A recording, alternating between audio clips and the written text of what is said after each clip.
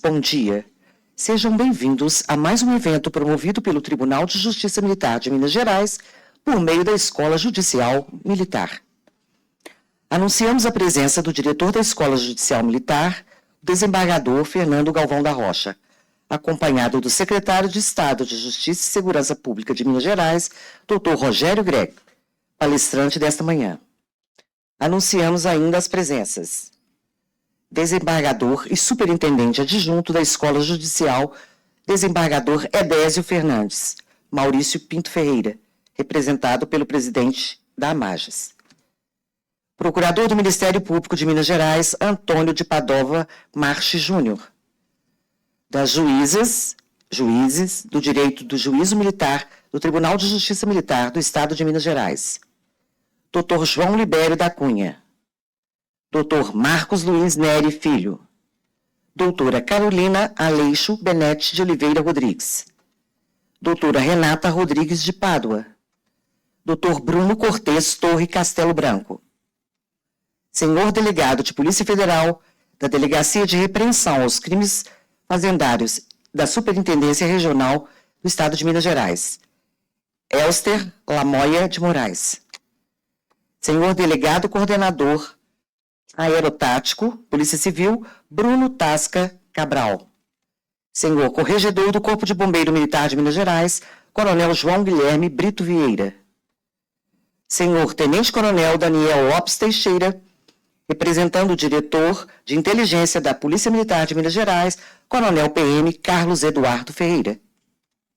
coordenador do Grupo de Atuação Especial de Combate ao Crime Organizado, GAECO, Giovanni Avelar Vieira, promotor de justiça Jairo Cruz Moreira, promotora de justiça Paula Aires Lima, promotor de justiça Ana Cláudia Lopes, promotor de justiça Henrique Andrade, defensora pública da Defensoria Pública Militar de Minas Gerais, Letícia Barro Vieira, delegado titular da Terceira Delegacia de Repreensão às Ações Criminosas Organizadas, DRACO, Leandro Matos Macedo, delegado titular da Segunda Delegacia de Repreensão às Ações Criminosas Organizadas, DRACO, Sérgio Rodrigo de Mello Andrade, senhor delegado titular da Divisão Especializada Operacional, DOESP, Felipe Dias Fales Gomes Pinto, senhor delegado titular da Primeira Delegacia de Repreensão às Ações Criminosas Organizadas, DRACO, Davi Batista Gomes, senhor chefe de segurança, chefe da Segunda Seção do Estado-Maior do Corpo de Bombeiros Militar de Minas Gerais, Tenente-Coronel Guilherme Inácio do Couto Oliveira, senhor comandante da Primeira Companhia Rotan, Capitão Luiz Fernando de Souza, representando o comandante do Batalhão Rotan, Tenente-Coronel Lúcio Ferreira da Silva Neto, demais autoridades civis e militares aqui presentes, assessores e servidores militares do Tribunal de Justiça Militar de Minas Gerais, senhoras e senhores, contamos ainda com a presença do senhor defensor público, coordenador da Defensoria Pública Militar de Minas Gerais, senhor Wilson Alac Rocha. Para a abertura deste evento, ouviremos o diretor da Escola Judicial Militar, o desembargador Fernando Galvão da Rocha. Bom dia a todos. É uma alegria muito grande poder receber no Tribunal de Justiça Militar tantos amigos, tantas autoridades, tantas pessoas importantes para uma conversa que tenho certeza que vai ser extremamente produtiva com uma das pessoas que influencia ainda uma geração inteira de penalistas e de operadores do direito. Eu fico feliz por vocês estarem aqui no momento em que eu posso fazer uma homenagem ao meu querido amigo Rogério Greco, secretário de Estado, que hoje tem uma função dificílima, de nos ajudar a administrar a situação que vai ficando cada vez pior.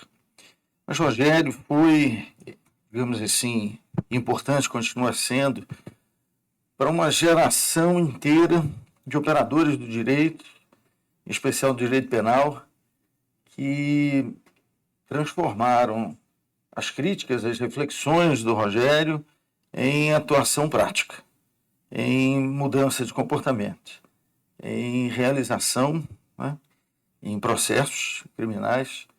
Então, sem atrapalhar ou retardar esse momento, que eu tenho certeza que vai ser muito produtivo, professor Rogério Greco, seja muito bem-vindo. É uma alegria para mim. Fique muito à vontade, a casa é sua. O senhor Rogério Greco, atual secretário de Estado de Justiça e Segurança Pública de Minas Gerais, é pós-doutor pela Universidade degli Studi di Messina, na Itália, e doutor pela Universidade de Burgos, na Espanha. Possui mestrado em Ciências Penais pela Universidade Federal de Minas Gerais e é formado pela National Defense University, em Washington, nos Estados Unidos. É especialista em Teoria do Direito pela Universidade de Salamanca, também na Espanha. É membro fundador do Instituto de Ciências Penais, ICP, e da Associação Brasileira dos Professores de Ciências Penais. Atuou no Ministério Público de Minas Gerais entre os anos de 1989 e 2019, tendo sido eleito para o Conselho Superior do Ministério Público nos anos 2003, 2006 e 2008. É palestrante em congressos e universidades do Brasil e no exterior, professor de Direito e autor de mais de 20 obras jurídicas. É ainda o fundador do Instituto Rogério Greco, voltado para pós-graduações na área criminal. Convidamos o Dr. Rogério Greco para proferir a palestra com o tema Facções Criminosas e Pandilha, exemplo de El Salvador. Por favor, Dr. Rogério, fique à vontade. Então, bom dia.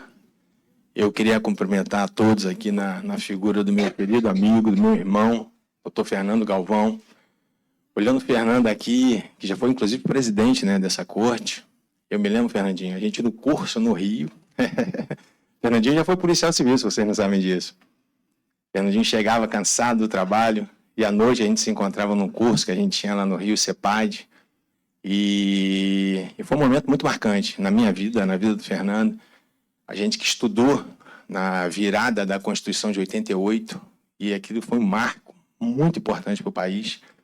Eu me lembro a gente, quando estudante, fazendo aqueles quadros comparativos, né? O que era a Constituição de 67 com a emenda número 1 de 69, com a Constituição de 88, aquela coisa de estudante, né, Fernando? E graças a Deus a gente conseguiu passar aqui no concurso do Ministério Público de Minas Gerais, passamos no mesmo ano, no concurso aqui do MP, que foi uma virada de página, pelo menos na minha vida. E hoje eu vejo, né, Jairinho, muitos colegas do MP que entram agora na carreira já reclamando, já enchendo a paciência, né, uma nutelada que eu não consigo... camarada já entra com o pacote completo e reclama. Eu me lembro, né, estava conversando aqui com alguns colegas no corredor, quando a gente chegou aqui no MP 89, o nosso critério por escolha de comarca é se tinha asfalto ou não. Esse era o critério. Então, assim, como era a forma de acesso à comarca? Se você ia andar para o estado de terra, né, Dupa? Ou estrada de chão, ou asfalto, era assim. E a gente era feliz da vida. Então, hoje eu vejo uma turma entrando com tudo pronto, né? E só reclama. Rapaz, que geração é essa fraca? Então, assim, a gente tem orgulho de falar isso porque a gente construiu o MP. Então, naquela época, teses, né, que a gente levantava, ninguém nunca tinha ouvido falar de promotor natural, o que era promotor natural, o que era juiz natural, porque a gente chegou no momento, logo depois, inclusive, do promotor ad hoc. Não sei se muita gente lembra disso aqui, né? A galera muito nova aqui nem vai se lembrar disso, né, doutor? Mas o promotor ad hoc era aquele camarada que, por falta de promotor na comarca, o juiz designava um promotor para funcionar naquele caso especificamente. Então, a gente veio dessa virada, né? Então, por isso que a gente veio asfaltando esse terreno todo, que hoje a turma reclama aí de boca cheia, né? Mas, enfim, eu queria agradecer demais o Fernando, é um irmão, realmente, que eu tenho. O Fernando é um daqueles amigos que a Bíblia fala que tem amigo mais chegado do que irmão, né? O Fernando é um desses. E, assim, a gente construiu uma amizade durante esses anos todos, construiu uma carreira juntos, e é um prazer estar aqui, viu, Fernandinho? Eu espero que vocês não reparem a minha forma de ser. Sou meio ignorante mesmo, às vezes sou meio tosco, né? Meio ogro, mas eu vim aqui para bater um papo com vocês sobre aquilo que a gente está vivendo. A gente está vivendo uma realidade muito difícil, é um momento, talvez um dos momentos mais complicados que eu já vi em termos de segurança pública. a gente tem um governo federal que não quer resolver o problema de segurança pública, infelizmente, a realidade nossa é essa. Então, isso reflete, obviamente, nos estados. A gente tinha que ter um comportamento mais duro, um comportamento mais incisivo com relação a essa violência organizada que se instalou no país. E é um pouquinho dessa história que eu quero contar para vocês. Faz pouco tempo eu tive com o nosso governador em El Salvador e a gente viu uma experiência muito interessante em El Salvador. E aí a mídia, né, para variar, né, que não entende absolutamente nada, não tem nada contra jornalista não, tá, amigos? Mas assim, a mídia ela precisa estudar, porque assim, ela ouve falar de um fato e já critica sem o menor conhecimento de causa. Então, quando eu fui com o governador em El Salvador, já começaram a espalhar que a gente queria trazer ditadura para o Brasil, que o Bukele era um ditador, que isso, que aquilo outro, assim, por pura falta de conhecimento, né? Então, assim, a gente peca por falta de conhecimento. Ao invés de perguntar, ao invés de procurar saber o que está acontecendo, o que realmente está acontecendo em El Salvador, porque uma coisa interessante a gente entender é o seguinte, uma coisa é você ouvir dizer, outra coisa é você experimentar. Você nunca vai saber o gosto de um caqui se você não morder um caqui. Eu posso tentar te explicar como é que é o gosto do caqui de diversas formas, mas você não vai saber como é que é o gosto do caqui se você não morder a fruta. É assim que funciona. Então, se você quer saber, se você quer entender, vai, experimenta. Entenda o negócio lá na ponta. Não adianta ficar aqui lendo livro. Eu posso explicar para vocês aqui 1 milhão de coisas, mas vai ser diferente se você for lá e conhecer a realidade. Então, quero falar um pouquinho para vocês do que aconteceu em El Salvador. Ele viveu, né, momentos assim terríveis. Foram aproximadamente 40 anos de guerra de guerrilhas também em El Salvador. As famílias, né, fugiam de El Salvador o tempo todo. Muitas delas foram migrar para os Estados Unidos, principalmente na Califórnia. Isso perdurou durante muitos anos. Muitos anos eles foram fugindo literalmente de El Salvador. É um país relativamente pequeno, com 6 milhões de habitantes. E foram para outros países, que é normal. Ninguém quer viver num estado de beligerância, ninguém quer morrer durante uma guerra inútil, né? E foram embora. Em El Salvador, eles formaram 2 partidos, um partido de direita e um partido de esquerda. Um de direita chamado Arena e o de esquerda FMLN, que era o partido, inclusive, do presidente Bukele, que era um presidente que inicialmente se filiou a um partido de esquerda. Mas hoje, honestamente, discurso de esquerda e de direita é tão chato isso, é um saco esse negócio. Eu sou direita, eu sou esquerda. Irmão, eu quero é resolver o problema, independente de qualquer coisa. Eu vi recentemente uma das cenas que mais me chocou, foi um ex-ministro, aquele camarada que foi ouvido no Supremo agora, eu falei agora, eu esqueci o nome dele, Aldo Rebelo. Uma falta de respeito com aquele camarada, feita pelo Alexandre de Moraes, que foi assustador aquilo. Um cara que é um político de esquerda, um intelectual, votaria fácil no Aldo Rebelo, mesmo sendo um cara conservador, porque é um cara diferente. Então não é coisa de ser de esquerda, não é coisa de ser de direita, é a pessoa. A gente vota em pessoas, a gente não vota em partidos. Isso aconteceu em El Salvador. El Salvador viveu um momento terrível. A partir de 1994, o presidente Bill Clinton começou a expulsar, na verdade, esses imigrantes que estavam em El Salvador. Tinham 2 ruas em Los Angeles, a Rua 13 e a Rua 18, e esses camaradas formaram guetos naquela época em Los Angeles, né? Então você vai ver que são 2, a gente tem uma Mara que se chama Mara Salvatrucha, que é a 13, e a Pandilha 18, porque eles se referem àquilo que acontecia em Los Angeles. Foram expulsos. Bill Clinton mandava basicamente um avião por dia desses El Salvadorenses, principalmente aqueles camaradas pertencentes a gangues, e eles foram chegando em El Salvador. Quando eles chegam em El Salvador, a única coisa que eles sabiam fazer era aquilo que eles faziam nos Estados Unidos, era extorquir as pessoas. E eles passam a praticar essa extorsão, que era uma extorsão realmente assustadora em El Salvador. E aí, a gente vê essas notícias, né, rapidamente para vocês verem aqui, depois eu até deixo o slide disponível. Eles começam a voltar, começam a impor esse regime de terror em El Salvador.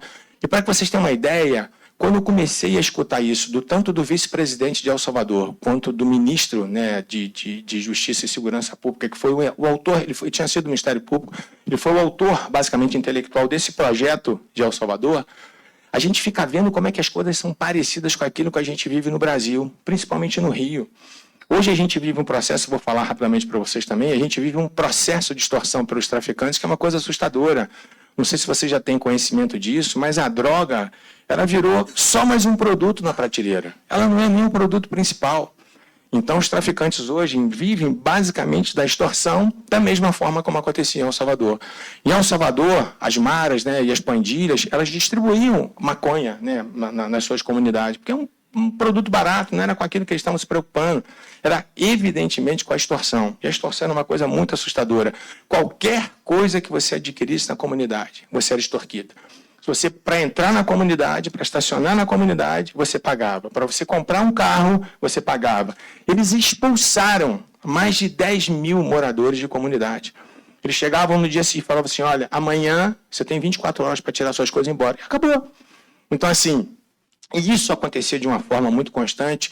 E El Salvador chegou a ser o país mais inseguro do planeta. Eles tinham uma taxa de homicídio superior a 100 por cada 100 mil habitantes. Se a gente trouxesse essa taxa para o Brasil, nós temos uma média aqui de 24, 25, né, em nível nacional. Em Minas a gente tem uma taxa aí em torno de 14, né, 15, vamos dizer dessa forma. Mas se a gente trouxesse a taxa de El Salvador para o Brasil, aqui nós temos em média 40 mil mortes violentas por ano, nós teríamos mais de 200 mil mortes violentas por ano, se a taxa de El Salvador fosse aplicada aqui. E muita gente, muito ignorante, fala assim, mas El Salvador é um país pequeno, com 6 milhões de habitantes. É um país pequeno, com 6 milhões de habitantes, mas com a taxa de criminalidade infinitamente maior do que a nossa. O importante é você combater nos territórios. É isso que a gente briga. E quando o Bukele assumiu, ele foi prefeito. Bukele, não sei se vocês conhecem um pouco da história dele, Nayib Bukele. Ele é de família palestina, de avós palestinos, que se estabeleceram em El Salvador, não tem curso superior. A família do Bukele é uma família de comerciantes, e comerciantes que, na época, se filiaram a partidos de esquerda. E o partido que eu citei para vocês aqui, o FMLN. Era um partido assim, que vinha da guerrilha de El Salvador, então era um partido guerrilheiro. Mas naquela época a população de El Salvador já não suportava mais, sabe, esses mesmos discursos e ninguém resolvia nada. A direita ficou 20 anos no poder, não resolveu nada. A esquerda ficou 10 anos no poder depois, não conseguiram resolver nada. E as coisas não se resolviam. Quando Bukele foi eleito prefeito de uma cidadezinha ao lado de El Salvador, e ele, como prefeito, começa a buscar, reivindicar coisas básicas para a sua comunidade. Era uma comunidade muito pequena, de 10 mil habitantes. E a comunidade não tinha água. E quem estava no poder era um partido de esquerda, era o partido do próprio Bukele. E ele reclamava, ele queria água na cidade dele. Isso é uma coisa básica. Qual cidadão que não quer água nessa cidade? É só isso, ele só queria água. E os partidos, né, para variar, o partido não atendeu aos reclamos aí do Bukele e ele começa a criticar o partido. Por quê? Porque não se tratava de partido. Se tratava de uma pessoa que estava no executivo que queria resolver um problema. Ele era um administrador, ele era um empresário. Que ele queria resolver um problema da sua cidade. Foi para isso que ele foi eleito. E ele começa a tretar com o partido nessa época. Pouco tempo depois ele se torna muito conhecido.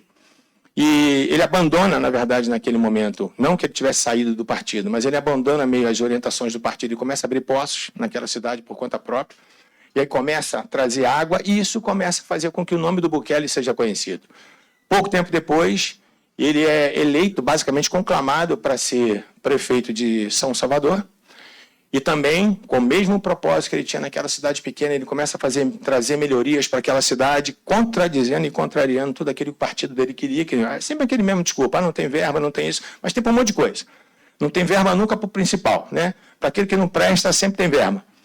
E ele começa, mais uma vez, a colidir de frente com o partido dele, e ele começa a ser um camarada muito conhecido em El Salvador, e passa, basicamente, a ser conclamado para concorrer à presidência em El Salvador. Era um candidato que estava lá na rabeira, ele sobe meteoricamente e ele acaba assumindo, né, a presidência em El Salvador. Quando ele assume, os 2 primeiros anos foram anos muito complicados, porque os partidos que ocupavam ainda a Assembleia lá, chama Assembleia lá, não chama Congresso Nacional, mas os partidos que ocupavam a Assembleia, ainda aqueles partidos antigos, aqueles políticos, sabe, tradicionais, que não querem resolver problema nenhum, que só querem, né, o cargo pelo cargo, o poder que o cargo representa. Mas pouco tempo depois, eles criam um novo partido chamado Novos Tempos. E aí o que acontece com esse partido? Eles começam a agregar pessoas muito jovens nesses partidos, eles dominam a Assembleia em El Salvador, porque a população já não suportava mais aqueles políticos antigos. E aí o Bukele vem com esse novo partido que foi criado por eles tomam conta, basicamente, da Assembleia. Aí muda completamente. Por isso que a gente tem que entender que o nosso poder está no voto. Então a gente tem que votar realmente nas pessoas certas.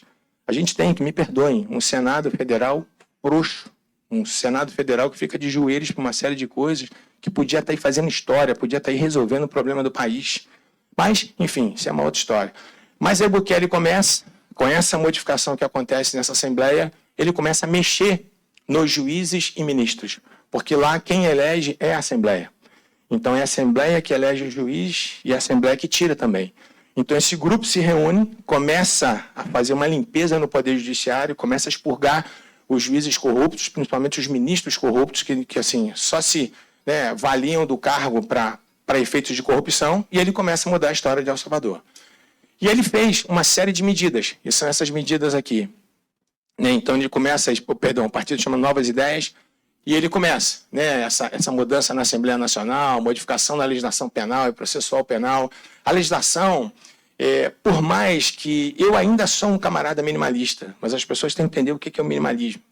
Minimalismo não é passar a mão na cabeça de preso. Minimalismo significa eleição de prioridade. Isso é ser minimalista. Não me interessa prender o camarada que chegou na loja americana e furtou o Mirabel. Não me interessa prender esse cara. Me interessa prender o camarada da organização criminosa, me interessa prender o político corrupto, me interessa prender esse cara, porque eles realmente são os destruidores da nação. Aquele camarada é só um Zé Ruela, que não é a consequência, infelizmente, natural daquilo que a gente está vivendo no país. Então, eles começam a mudar a legislação, Fernando. E a legislação, porque o foco principal naquele momento passou a ser os pandilheiros, passou a ser principalmente a Mara Salvatrucha, o 13 e as pandilhas 18, eles começam a entender que eles têm que primeiro resolver o problema da segurança pública. Porque se eles resolvessem o problema da segurança pública, os outros problemas, consequentemente, seriam resolvidos também.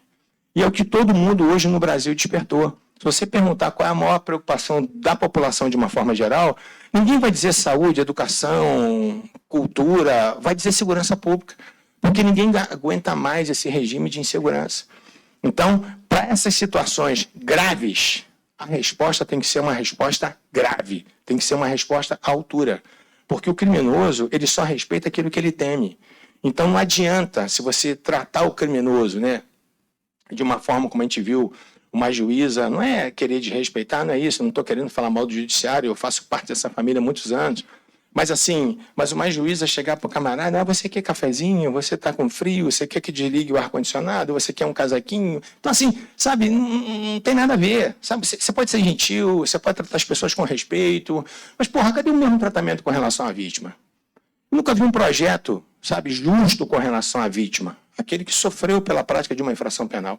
A gente só vê, por exemplo, a gente tem agora, a gente está se virando para resolver um problema que o Supremo criou, que é o projeto, o plano Pena Justa, são assim, a gente em 3 anos vai ter que resolver uma coisa quase inimaginável, sabe, é difícil.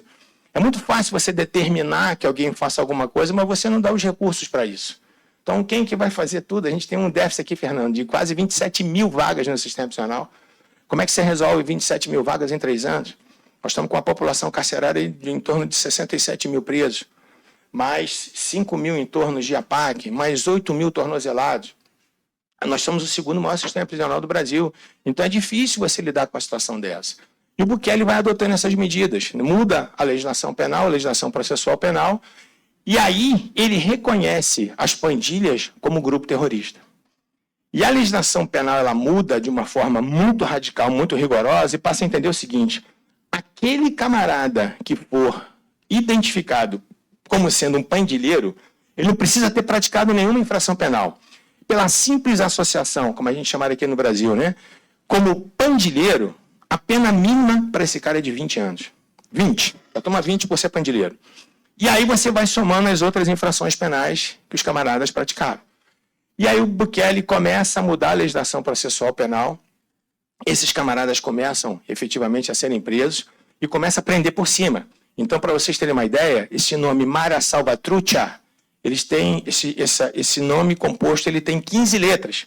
Por que ele tem 15 letras? São 15 a cúpula da Mara Salvatrucha. Ele começa a prender os 15, e aí começa a fazer uma limpeza prendendo por cima, e foi prendendo, e aí é chamado de ditador por conta disso. Eu tive com o governador nas comunidades em El Salvador, em São Salvador.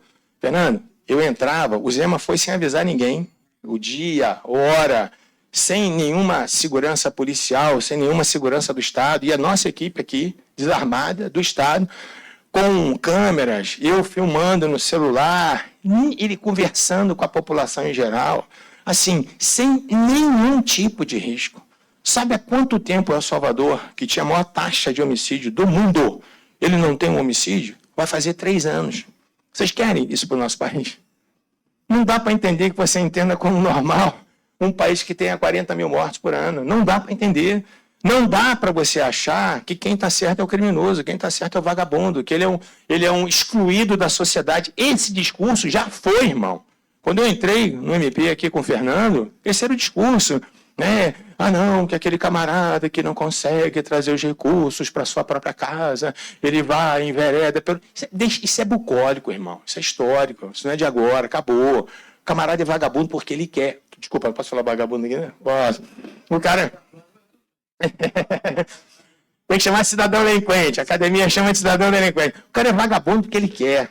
É vagabundo porque ele gosta. Vagabundo porque ele quer se faccionar. Hoje é isso. A realidade nossa é essa. Por isso que a nossa briga é para não permitir que esses camaradas se faccionem. Porque se faccionar, acabou a ressocialização. Não adianta programa de Supremo. Não serve para o faccionado. É isso que eu quero que vocês entendam. Sabe por quê? Por uma razão muito simples. A família do faccionado é bancada pela facção do lado de fora. E o cara não vai ficar o tempo de cumprimento de pena inteiro, a família dele sendo bancada do lado de fora. Aí chega no final do cumprimento da pena e ele fala assim, não, agora eu quero voltar ao convívio e sociedade. Irmão, esquece. Ele vai ser morto, isso não vai acontecer. Então, por isso que a grande guerra que nós temos aqui no Estado é de não permitir o aumento das facções. Nós vamos ter aqui 6 unidades específicas para faccionados. 6. Depois eu vou conversar contigo, até a gente está fazendo uma alteração aqui legislativa, não é por causa do Bukele não, mas assim, que vai ajudar muito, muito na manutenção desses camaradas faccionados, que eles não podem, realmente, eles têm que permanecer presos, eles não podem voltar ao convívio de sociedade, no máximo de tempo que a gente puder. E o Bukele foi fazendo, ele foi mudando e criou um centro de combate ao terrorismo chamado CICOT. Então hoje, né, você anda pelas ruas de El Salvador, de São Salvador, você não vê mais, você não ouve mais falar dos pandilheiros. Porque, assim, o Beccaria já falava uma coisa em 1764 que tem aplicação perfeita nos dias de hoje. Ele dizia o seguinte, acho que todos aqui já leram, né, dos delitos das penas, o Beccaria falava assim, não é pelo recrudescimento da pena que o direito penal vai ser respeitado. Ele vai ser respeitado o dia que você souber que se você praticar uma infração penal, você vai ser responsabilizado por isso.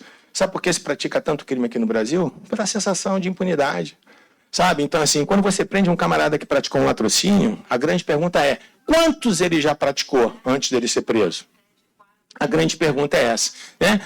E o Bukele cria esse CICOT, e eu quero passar rapidamente esse vídeo para vocês, para que vocês entendam como funciona o CICOT. Realmente é muito duro, é uma situação assim, onde os presos não têm nenhum tipo de conforto. Quem entrar no CICOT, embora lá, como regra, não se tenha a pena de prisão perpétua, mas quem entra no CICOT, basicamente esquece, acabou a vida do cara ali, não tem, eles têm 2 alimentações por dia, sem proteína. Eu vou falar uma coisa aqui que é meio barra pesada, mas é o que a gente ouviu lá. Porque eles dizem o seguinte, proteína é para a família, amigos e para o cachorro. Então, o preso não tem proteína. Então, é o pensamento. Não estou falando que a gente vai trazer, estou trazendo a história de El Salvador. Tem nada a ver aqui. Não vai, daqui a pouco sai aí um tal do jornal, não sei o que, aí que eu não estou propondo nada disso. Eu estou trazendo uma história, ok? Senão, uma vez eu dei uma palestra falando sobre terrorismo. Aí estava falando, na época na Espanha, se discutiu o meio da tortura, né, como tortura oficial do Estado. Aí um amigo meu, colega nosso, o Rogério Sanches, postou, estava dando aula para a graduação dele, postou essa fala minha, Gerinho. Aí os caras já vieram, Matos, cadê o Matos aqui? Que eu não estou enxergando. Aí os caras já vieram, aí falando assim, Rogério é torturador, ele coloca saco na cabeça das pessoas, e não sei o que. Então, assim, eu estou trazendo uma história, é diferente. Não concordo com muita coisa, mas é a história.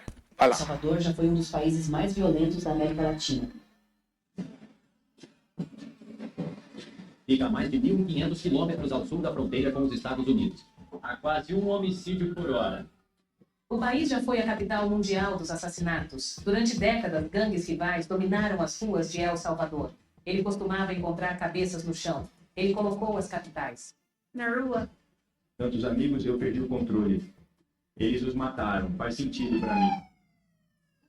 Nayib Bukele está comemorando a inauguração da enorme prisão, uma pedra angular de sua atração pelas gangues. Em menos de um ano, ela reduziu sua taxa de homicídios pela metade. Acredito que ele não sairá novamente. Isso é garantido para a população salvadorenha, assim como é para mim. Bem-vindo a Seaport, uma prisão tão grande que faz com que San Quentin pareça uma pousada pitoresca. Cobrindo mais de 410 acres de terra e com capacidade para abrigar 40 mil detentos, é uma das maiores penitenciárias do mundo. Uma selva de concreto projetada para conter o incontrolável. Desde a sua inauguração, no início de 2013, mais de 14 mil presos já foram processados aqui, acumulando mais de 90 milhões de horas humanas atrás das grades. Os prisioneiros não têm direito a telefonemas, livros ou qualquer tempo ao ar livre. Eles dormem em beliches metálicos amontoados em grupos de 80 e são cuidadosamente vigiados dia e noite por guardas armados. É um inferno viver com as luzes acesas 24 horas por dia, 7 dias por semana.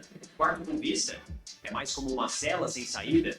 A sobrevivência aqui não se trata apenas de se esquivar do perigo, mas de suportar um sistema projetado para quebrá-lo mental e Centenas de fisicamente. detentos descalços e só de bermuda branca correm para a nova mega prisão de El Salvador, recebendo ordens para se agacharem no chão um após o outro. Apelidada de Alcatraz da América Central, essa vasta fortaleza abriga os piores dos piores, incluindo membros de gangues perigosas do MS-13 e do bairro 18, conhecidos por sua notória alta vontade no mundo.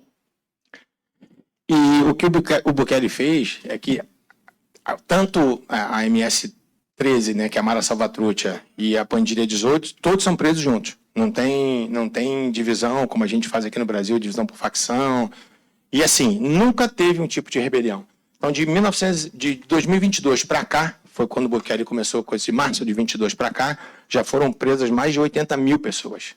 Então, isso fez realmente com que caísse a violência em El Salvador de uma forma assustadora. Não que não tenha mais crime em El Salvador. Toda a sociedade vai ter crime. Agora, da forma como acontecia com esses pandilheiros, isso efetivamente acabou. E tem uma declaração que o Bukele deu a respeito do Brasil, que ele, assim, ele falava, olha, eu não conheço nenhum país no mundo que as facções tenham território.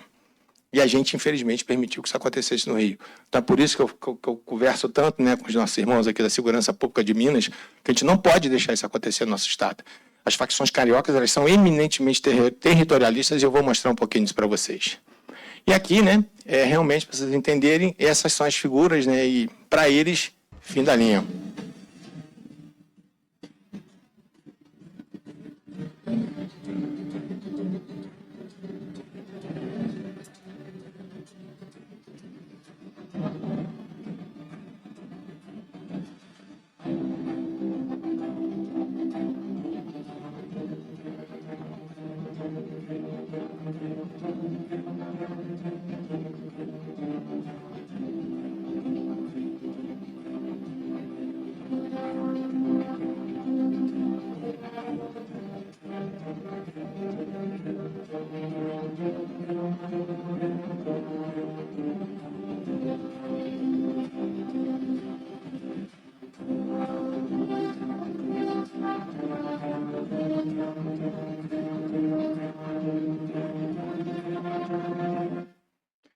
O grande problema que a gente vê aqui no Brasil é esse prende e solta. Então a gente viu recentemente acontecer, né, com rapper lá do Rio, a gente vai mostrar até a figura dele aqui também. É uma desmoralização total. Então a gente vê uma justiça ideologicamente contaminada que faz com que a violência cresça. Nossa realidade é essa. Então a gente mudou do lado. Então o que é certo hoje é errado e o errado hoje é certo. Então a gente não pode permitir que um país seja dominado por qualquer tipo de ideologia. Quando isso acontece, a tendência ao fracasso ela é inevitável. Mas a gente tem uma história. E é sobre essa história que eu quero contar para vocês aqui, que vai ver que é muito parecida com aquele que aconteceu em El Salvador. Final da década de 70, não sei se vocês se recordam disso, entre as décadas de 60 e 80, o mundo, de uma forma geral, vivia uma espécie de terrorismo. É diferente do terrorismo que acontece hoje. Hoje a gente tem o chamado fundamentalismo religioso, que é um falso fundamentalismo religioso. Mas naquela época, entre as décadas de 60 e 80 principalmente, o que se tinha de terrorismo aqui era um terrorismo de natureza política. E o Brasil também tinha esses grupos terroristas aqui. Na época, nós tínhamos um governo militar e nós tínhamos grupos terroristas de esquerda aqui no Brasil. E eu não estou querendo, sabe, gente, me posicionar ideologicamente, não é isso. História é história, doa quem doer. A história é história e ninguém vai mudar a história para agradar A, B ou C. Então, só para vocês terem uma ideia, esses grupos terroristas políticos eram espalhados pelo mundo. Então, você tinha o ETA na Espanha, o Baader-Meinhof na Alemanha. Na Itália, só para que vocês tenham uma ideia, a Itália que é um país pequeno, eles tinham aproximadamente 200 grupos terroristas na Itália. 200. Então, assim, tinha um grupo que era um dos mais virulentos de todos na Itália, que era o chamado Brigadas Vermelhas, que chegou a sequestrar e matar o ministro Aldo Moro. Tanto é que a Itália, naquela época, ela cria uma legislação muito dura, uma legislação chamada de emergencial. E aí, em 1970, só para vocês terem uma ideia de tão dura que era a legislação italiana, naquela época, para combater o terrorismo na Itália, que o tempo de prisão preventiva na Itália naquela época podia durar até 10 anos de prisão preventiva. Só prisão preventiva. Era uma legislação dura? Era. Era necessária para aquele momento? Era. Mas um grupo de juristas de esquerda, de magistrados de esquerda, na verdade, capitaneados pelo professor Luigi Ferraioli, cria um grupo chamado de Magistratura Democrática, exatamente em 1970, que esse grupo é criado. E naquele momento, em 1970, o Ferraioli cria a chamada Teoria do Garantismo Penal e Processual Penal, que era justamente para tentar minimizar, combater a dureza da legislação italiana, que realmente era muito dura, era muito fora do padrão, mas naquele momento serviu para conter os grupos terroristas. No Brasil, nós tínhamos também, e na minha opinião, o governo militar comete um dos seus piores erros nessa final da década de 70. O governo militar naquela época fez exatamente aquilo que o Maduro faz hoje. O que o Maduro faz hoje? Ele prende os presos políticos na Venezuela em penitenciárias comuns. Por quê? Para tirar o status desses presos de políticos, para que eles não tenham reconhecimento da comunidade internacional como sendo presos políticos. O governo militar naquela época tentou fazer isso aqui no Brasil e deu errado. Jogaram os presos políticos nessa penitenciária do Rio, a penitenciária da Ilha Grande, e assim que esses presos entram na penitenciária da Ilha Grande, há um primeiro confronto, um confronto inicial com os presos comuns, que não gostavam dos presos políticos, e nem os presos políticos, obviamente, queriam se misturar aos presos comuns, e ainda havia um terceiro grupo na Ilha Grande, que era o chamado Grupo do Fundão, que estavam presos ali por conta da Lei de Segurança Nacional, mas vocês sabem que a cabeça vale mais do que a musculatura. E aí os presos políticos acabam dominando parte do sistema prisional da Ilha Grande, e em 1979 surge a primeira facção no Brasil, chamada de Comando, e Comando o quê? Vermelho, justamente por conta da influência dos presos políticos. E aí esse foi um dos criadores do Comando Vermelho, o William da Silva Lima, o professor, era um dos caras mais articulados do grupo. Pouco tempo depois, o Zé Carlos dos Reis ensina, né, o Escadinha, começa a fazer parte do grupo também. E o Rio, ele tem uma característica estranha, que ele gosta de fazer vagabundo famoso, né? Então, você conhece o nome, tudo que é vagabundo do Rio, né? É o E, Fernandinho Beiramar e não sei o quê. O Rio tem essa característica. Eu sou carioca, então posso dizer o seguinte, tudo que já aconteceu de errado nos outros estados, já aconteceu de errado primeiro no Rio. O Rio é um berço, é um celeiro de coisa errada que é assustador. E os livros, mas recomendo. Os livros de leitura obrigatória eram esses aqui. O Mini Manual do Guerrilheiro Urbano, do Marighella, e o Guerra de Guerrilhas, do Che Guevara. Por isso que quem conhece o Rio, quem conhece os morros cariocas, vê que aquilo que acontece no Rio é literalmente uma guerra de guerrilha.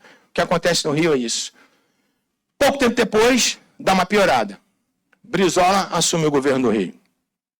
E quando o Brizola assume o governo do Rio, ele toma duas atitudes radicais e antagônicas. A primeira delas, ele proíbe a polícia carioca de incursionar nas comunidades. É claro que a polícia naquela época era uma polícia diferente. Era uma polícia que estava vindo do regime militar, uma polícia mais dura, uma polícia mais pé na porta. Mas quando o Brizola radicaliza e proíbe a polícia de incursionar nas comunidades cariocas, da mesma forma que o Fachin fez recentemente, quando o Brizola faz isso, em 1983, o Comando Vermelho tinha sido criado em 79. Quando ele faz isso em 83, o Comando Vermelho e outras facções criminosas que tinham surgido também na Ilha Grande, começam a crescer assustadoramente. E aí, por outro lado, ele fez uma coisa fantástica, que foi a construção dos CIEPs. O CIEPS era uma escola de estudo integral, onde a criança entrava na escola às 7 horas da manhã, só voltava para o seu barraco às 6 horas da tarde. A nossa guerra, que eu quero que vocês entendam aqui, ela não é a guerra contra o crime. Ela é a guerra contra uma cultura que se estabeleceu no país ao longo desses anos todos. Então, essa inversão de valores que foi acontecendo... Eu me lembro, eu estudei no Pedro II a vida inteira. E assim, todos os colégios que eu estudei foram colégios públicos. Minha família é de classe média baixa, então nunca tive dinheiro para pagar a escola particular. Mas assim, você chegava na escola na segunda-feira, você cantava o hino. Você saía da escola na sexta-feira, você cantava o hino nacional. Você tinha uma merenda que realmente era merenda, né, Fernanda? Arroz, feijão, arroz com peixe, não sei o quê. Era essa a nossa realidade naquela época. Isso foi se perdendo.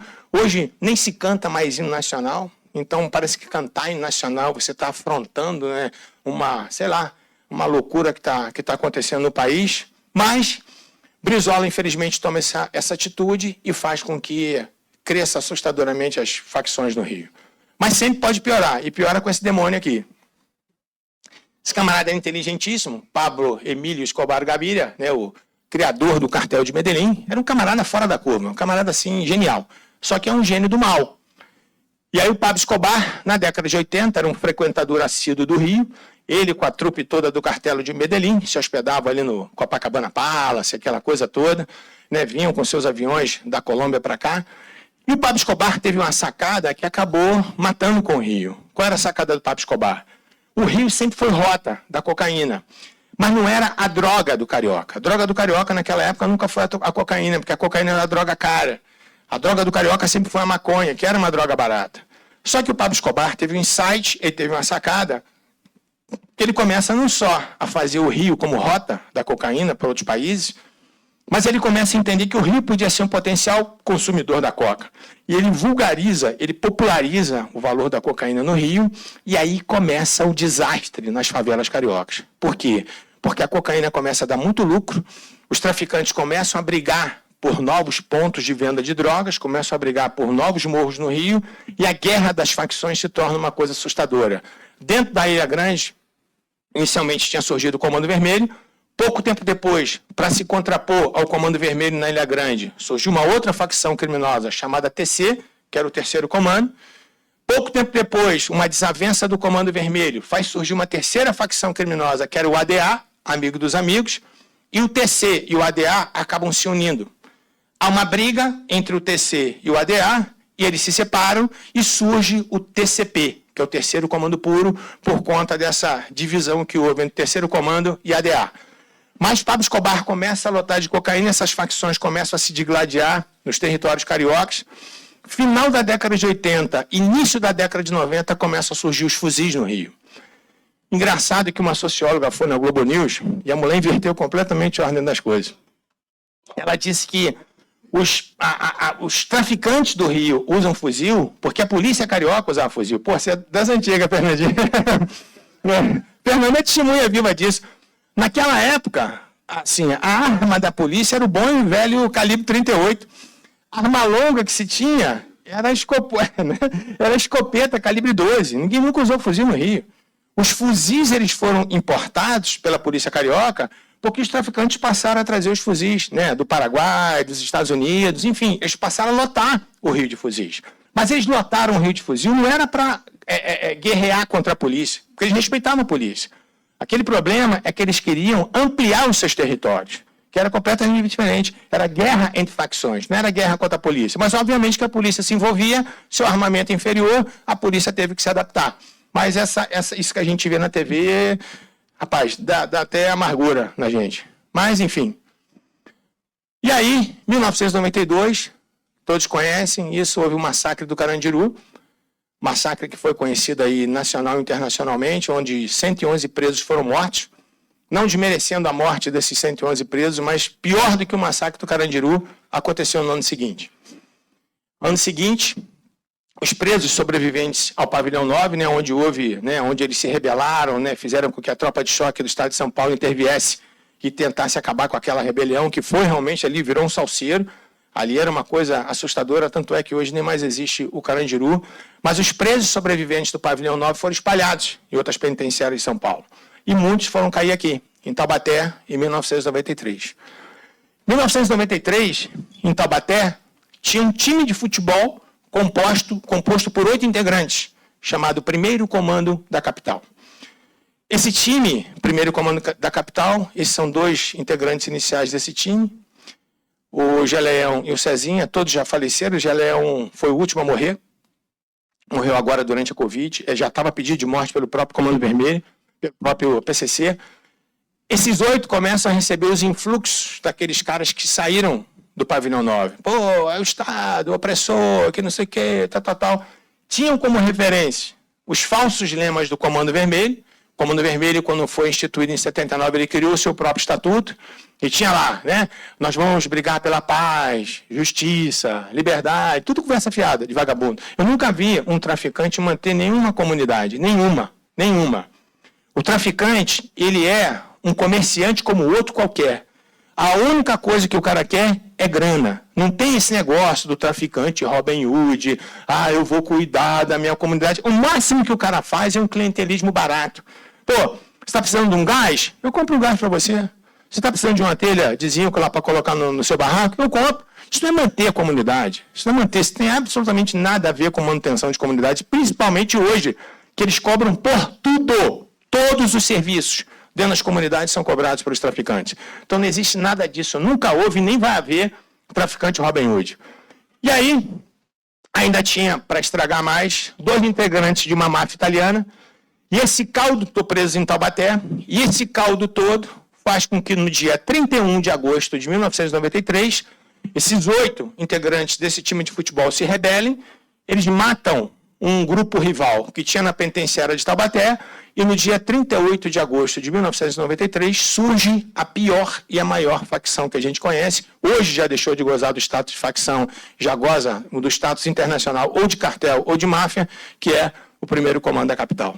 Então o PCC é completamente diferente das facções cariocas. Então, como recentemente a gente ouviu a notícia, PCC e Comando Vermelho estão fazendo um acordo de não beligerância. Irmão, quando as pessoas falam assim, eles vão se unir, que unir, rapaz, PCC é anos-luz de distância do Comando Vermelho. As facções cariocas, elas são territorialistas. Elas vivem do território.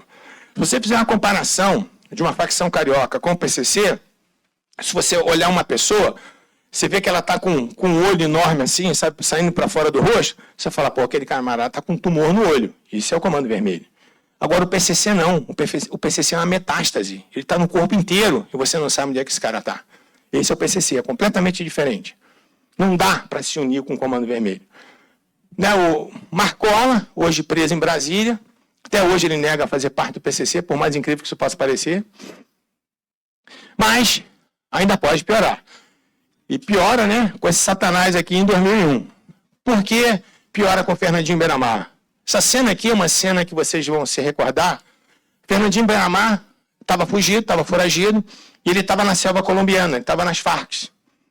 2 helicópteros das Farc decolam e são abatidos pelo exército colombiano. Num helicóptero morre todo mundo, no outro, alguns sobrevivem. E adivinha quem sobreviveu? Fernandinho Beiramar. Mas quando o Fernandinho Beiramar sobrevive, isso para a gente da segurança dá um alerta amarelo, por quê? Porque a gente passa a ter agora a certeza, a convicção, que as facções brasileiras estavam tendo contato com grupos terroristas internacionais, a exemplo das Farc. Então a gente vê que hoje é muito comum esse contato, principalmente o PCC com o Hezbollah. Por mais que o governo brasileiro ainda não tenha declarado que o Hezbollah é um grupo terrorista, mas ele é um grupo terrorista. A palavra Hezbollah quer dizer partido de Deus.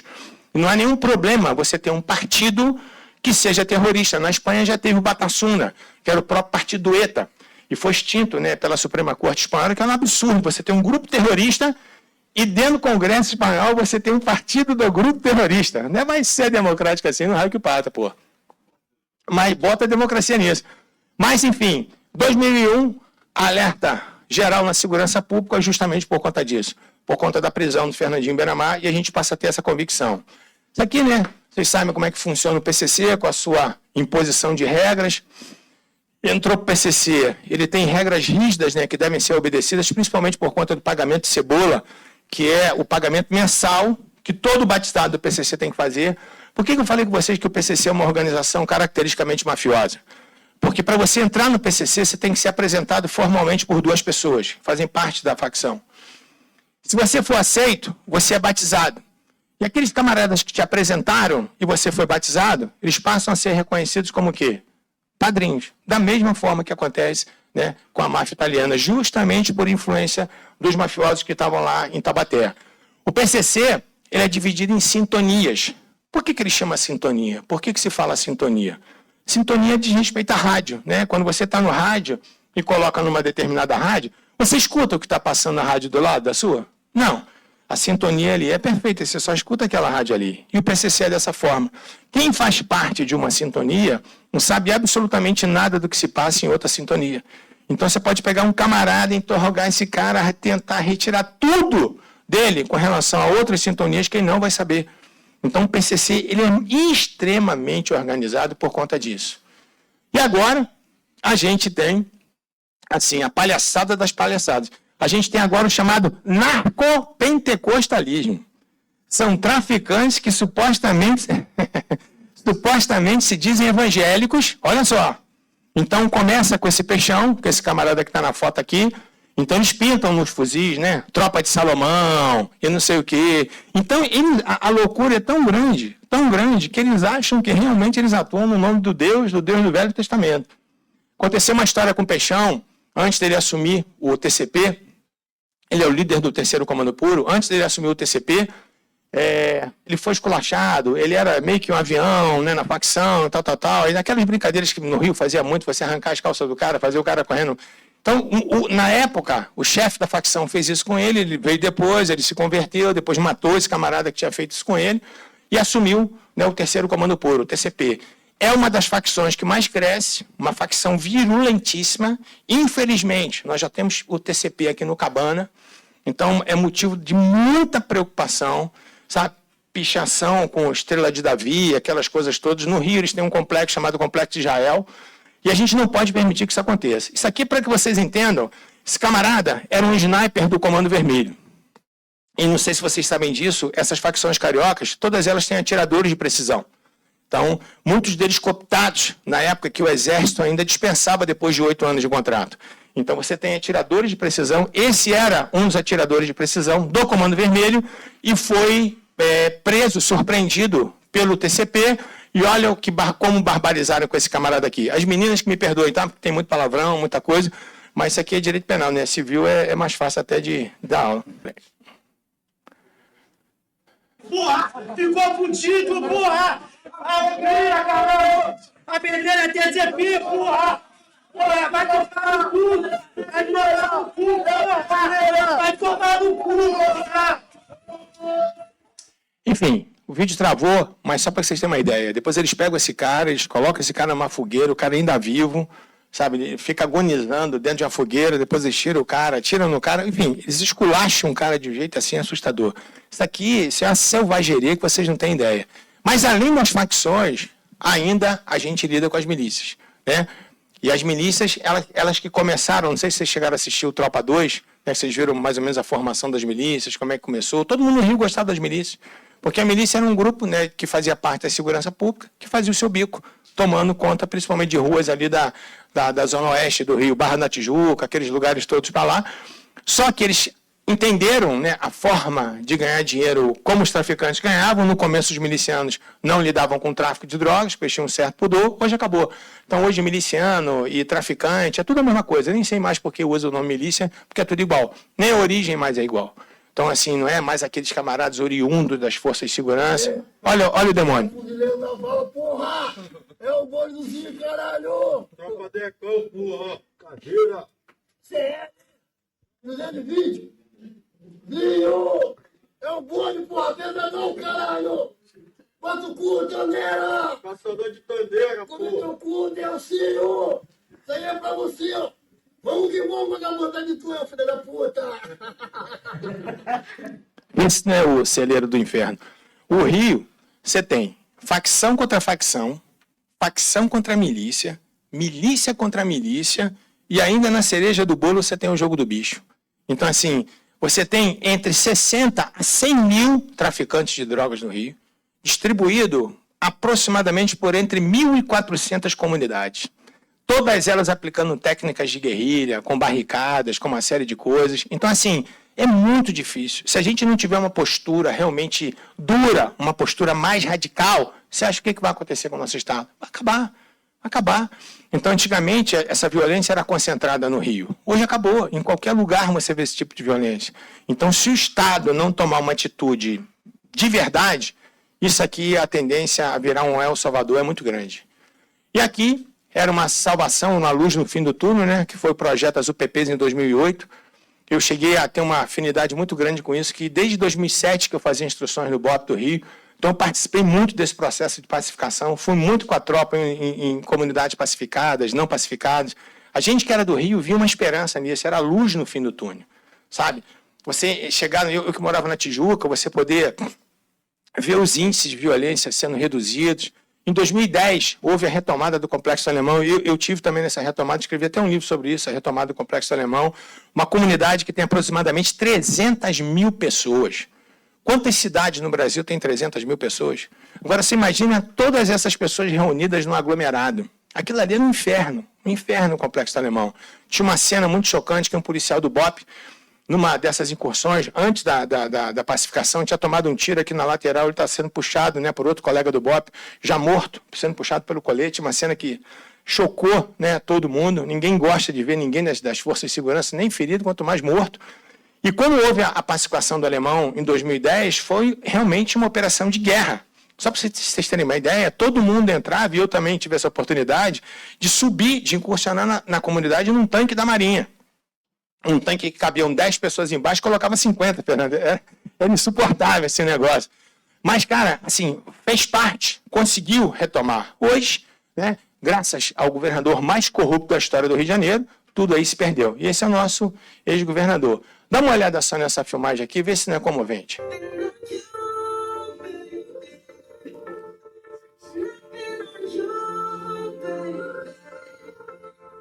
Essa música, né? Música lembra momentos, né? E na academia, lá no Batalhão Especial Prisional, tinha uma academia muito precária, que eu chamava de tétanos, porque os aparelhos todos enferrujados. Eu acho que eu ganhei calo pro resto da vida aqui. E essa música tocava lá na rádio. E eu, assim, comigo mesmo, dançava sozinho.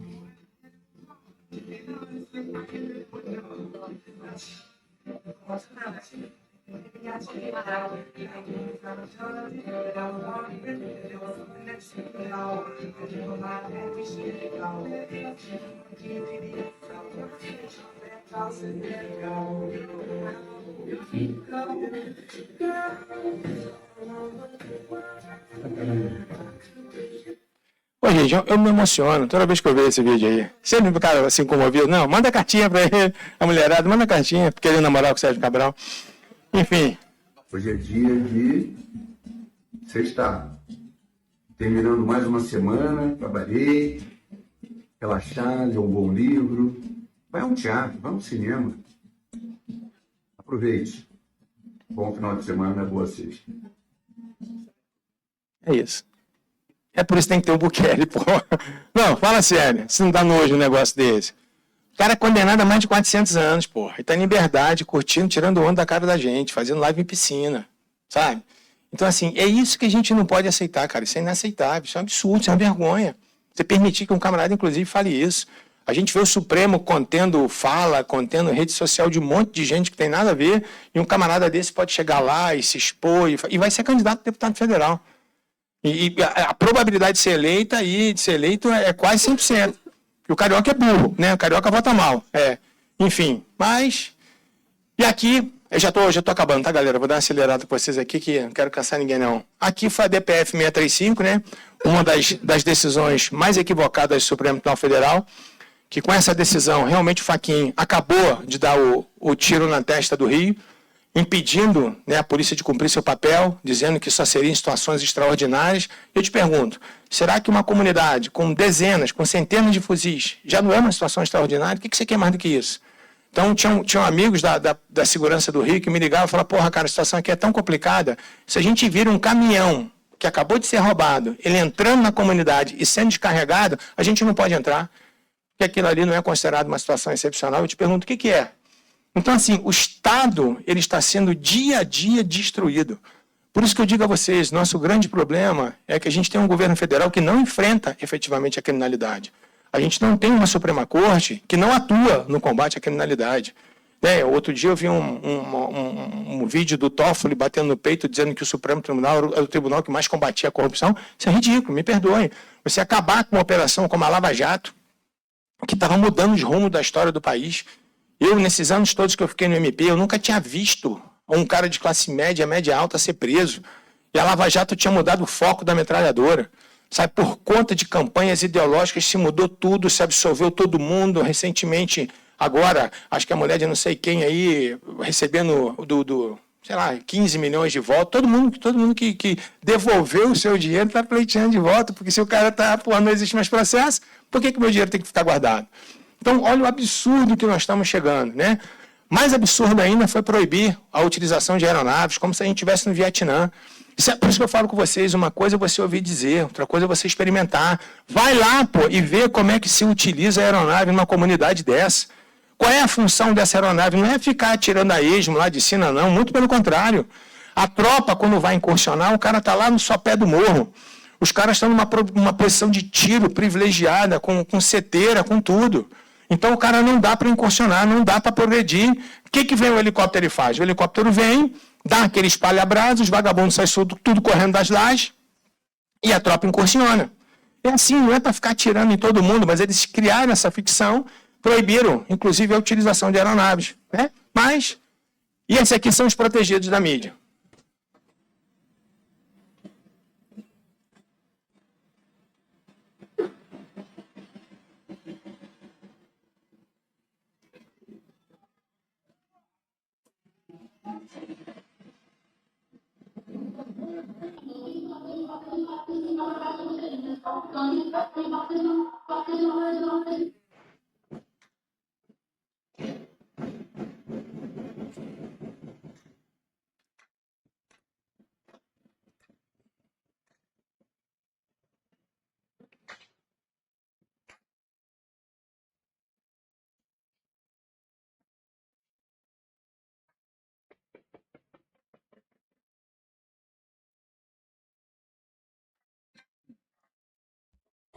Ele é o santo do MC Pose.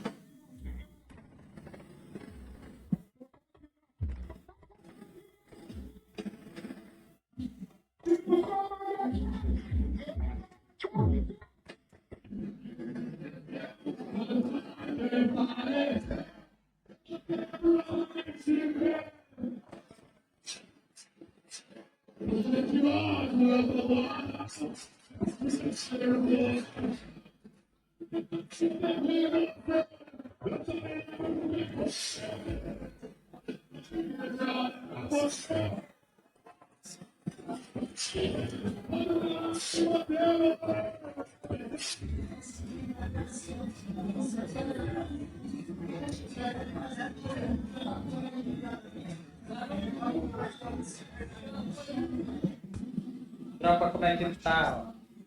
Ponto 30, tá na pista. Pega a fita. Ó, tropa, como é que tá? Boladão.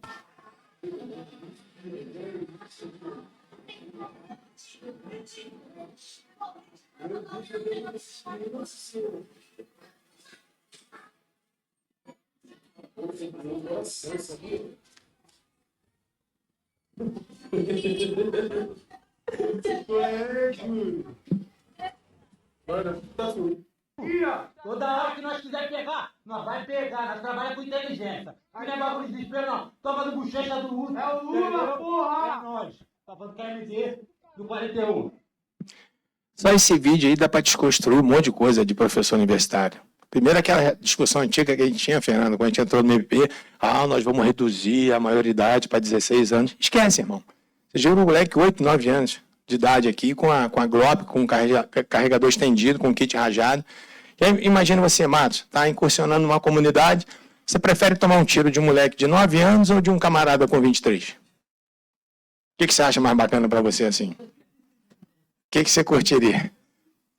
Aí o que acontece? A polícia vai, obviamente que ela vai revidar, que vai matar uma criança com 8 anos, com 9 anos. Quando chegar, a pistola já foi embora. Então vai vir um moleque com a entradinha na frente desse tamanho e a saída do tamanho de um melão nas costas dele. Vai estar a mulher com a carteira de estudante no bolso, aí a mídia vai chegar, vai dizer que a polícia entrou na comunidade atirando a esmo e matou uma criança.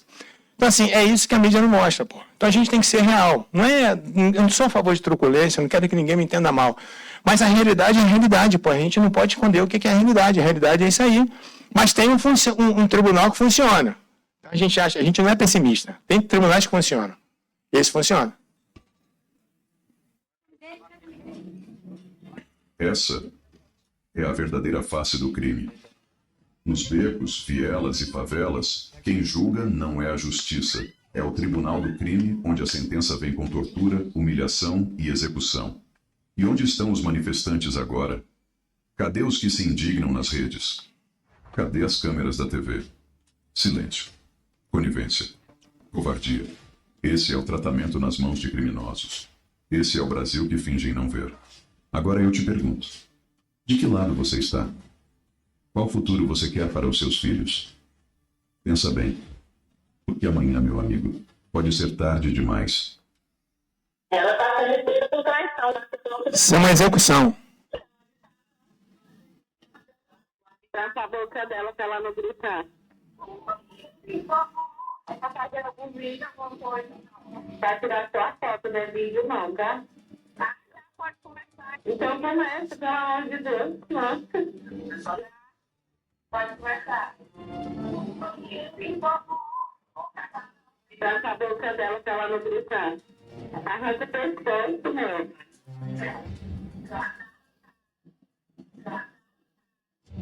Não, então já é.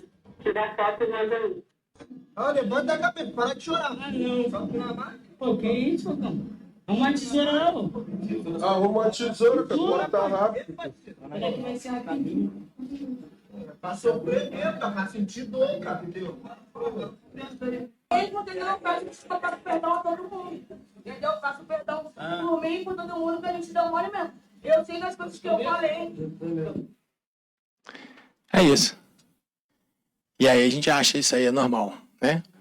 Então hoje, por conta, principalmente daquela decisão que aconteceu com o Fachin, a gente tem uma quantidade assustadora de traficantes de outros estados homicidados no Rio. E para finalizar, quando eu falo da mídia, eu gosto da mídia, mas a mídia não gosta da gente. Então a mídia ela vai sempre enxergar o pior lado da segurança pública, como tem naquele desenho ali. A realidade é uma e o que está na câmera é outra completamente diferente. E é isso que eles vão vender, porque é isso que vende. E aí você tem, né, esses jornalistas que obviamente não entendem absolutamente nada de segurança pública, estão o tempo inteiro replicando opiniões que não têm o menor sentido. Olha a opinião desse camarada aqui, só escuta. Quando o bandido sente que ele não terá os seus direitos respeitados, ele atira até o fim.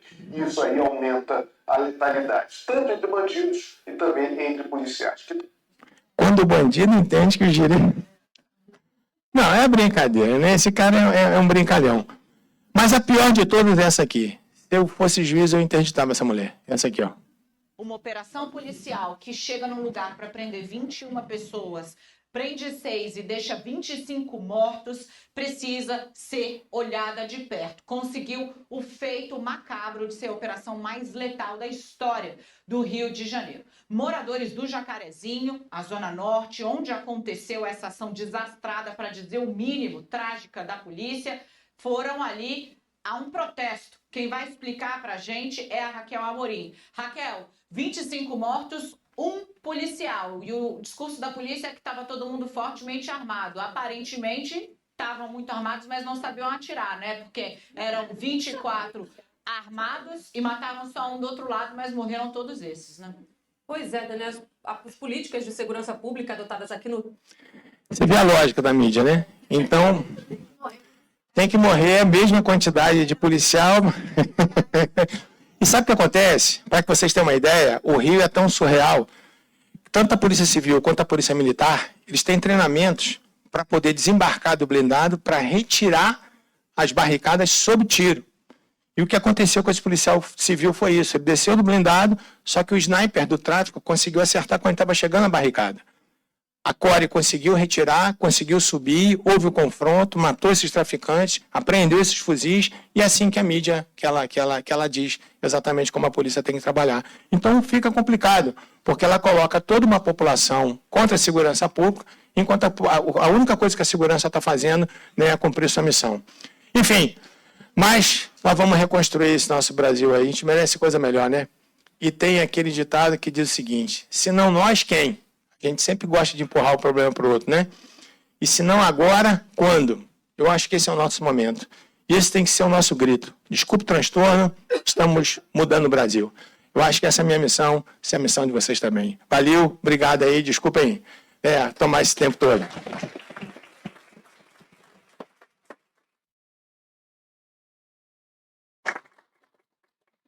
Antes de abrirmos a sessão de perguntas e respostas, eu gostaria de ressaltar a presença do desembargador da Terceira Câmara Tribunal, do Tribunal de Justiça de Minas Gerais e presidente do Conselho de Criminologia, Dr. Paulo Tamburini. Promotor de Justiça, William Garcia Pinto Coelho. E Dr. João Pedro Hoffert Monteiro de Lima. Solicitamos aos interessados em fazer perguntas, por gentileza, levantarem a mão para que o microfone possa ser levado até vocês. Vou pedir. Você me permite começar? Claro. Eu, assim, não esperava coisa diferente. Não esperava coisa diferente. O Rogério tem estudado organizações criminosas há muitos anos. Muitos anos. Talvez quem não acompanhe pense, ele foi a El Salvador agora.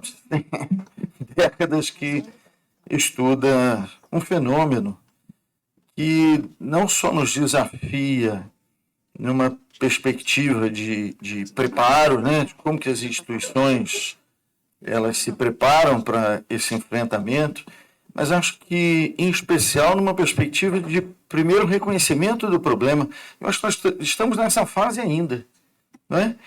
Uma imagem que me lembra, que eu me recordo muito e me impacta muito, o PCC causou um impacto muito grande em 2006, em razão de uma proibição de visitas íntimas, na época do Dia das Mães e mortes, etc. Isso em São Paulo. E o então governador, o Geraldo Alckmin, vai à imprensa e diz assim, não, mas não existe problema, está tudo controlado. Tipo, não existe PCC, já tinha mais de uma década de existência, né? E não existe PCC. Então, para usar essa expressão, talvez muito utilizada nesse discurso panfletário, há um negacionismo, né? Parece que muita gente ainda não entendeu o que está acontecendo, né? E o Rogério vem fazendo esse trabalho de alerta, de divulgação, dizer assim, olha, não é possível normalizar uma coisa como essa. E inaugurando, digamos assim, uma fase de conversa com o Rogério, porque assim, como você vem pouco, eu digo, não posso deixar ele embora. Segura mais um pouquinho aqui e tal, antes da gente almoçar. Há uns dias atrás, nós tivemos um encontro aqui em que dois juízes falaram muito sobre, e foi muito proveitoso, né? Algumas pessoas estavam aqui, sobre novas formas de conflitos que, digamos assim, derivam daquela ideia antiga e muito simplista de estado de guerra ou não. Ou você está em estado de guerra ou não está em estado de guerra. Eu fico até num momento muito ruim da nossa história, né? Assim, mas será que houve declaração de guerra de Israel contra o Irã? Houve declaração de guerra do Irã passando no parlamento, né? Então, a realidade atropela todas essas burocracias, né? Assim, nós temos que enviar uma manifestação nesse sentido. Então, o que me parece vivenciamos hoje é uma ingênua utilização de uma ideia que está nos livros e pouco na realidade, que é a ideia do Estado de Direito. Então, nós falamos muito Estado de Direito democrático, Estado democrático de direito. O que boa parcela da população do Rio, em especial, vivencia, não é o Estado de Direito, é o Estado de força. Um Estado de fato de força, em que nós temos domínio de território, nós temos leis próprias, nós temos influência na política, né? E vários estados estão mostrando isso com eliminação de candidatos, né? Da última eleição, acho que foram 30 e poucos candidatos no México, né? Simplesmente eliminados, como se no Brasil isso não estivesse acontecendo. E uma provocação que nós tivemos nesse espaço dizia respeito à nossa caracterização de um Estado de fato que poderia atrair ou permitir o reconhecimento de crimes militares em tempo de guerra. Eu provoco o Rogério porque foi dos que mais trouxe teses novas no MP, né? Teses novas foi o Rogério que trouxe. E a gente, então, refletindo nesse momento, se alguns dos crimes, como, por exemplo, passar informação ao inimigo. E o que a gente tem muito aqui é computação mesmo de militares que passam a ajudar o tráfico, mas, graças a Deus, não chegou aqui ainda, mas, em tese, o militar que passa informação a quem domina o território. E o território é um dos elementos fundamentais da soberania do Estado, né? Então, você diz assim, o Estado brasileiro perdeu, no Rio de Janeiro, 20% do território.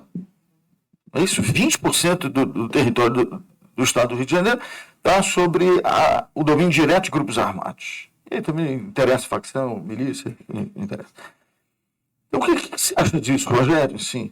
Se o MP, eu estou sempre provocando o William com essa conversa aqui, se o MP meteu uma denúncia aqui de colaboração com o inimigo, é um crime militar em tempo de guerra, a gente aceita? O que a gente faz com esse negócio?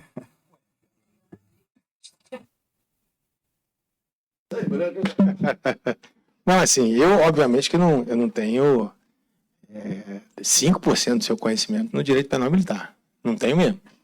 Mas, assim, pela lógica do raciocínio, caberia. Só que isso não chega às cortes superiores. Então, aqui, pra gente, seria uma situação bem tranquila, porque a gente vive uma realidade. Mas aqueles que estão distantes dessa realidade, que são 100% teóricos, eles nunca vão enxergar que existe uma guerra irregular.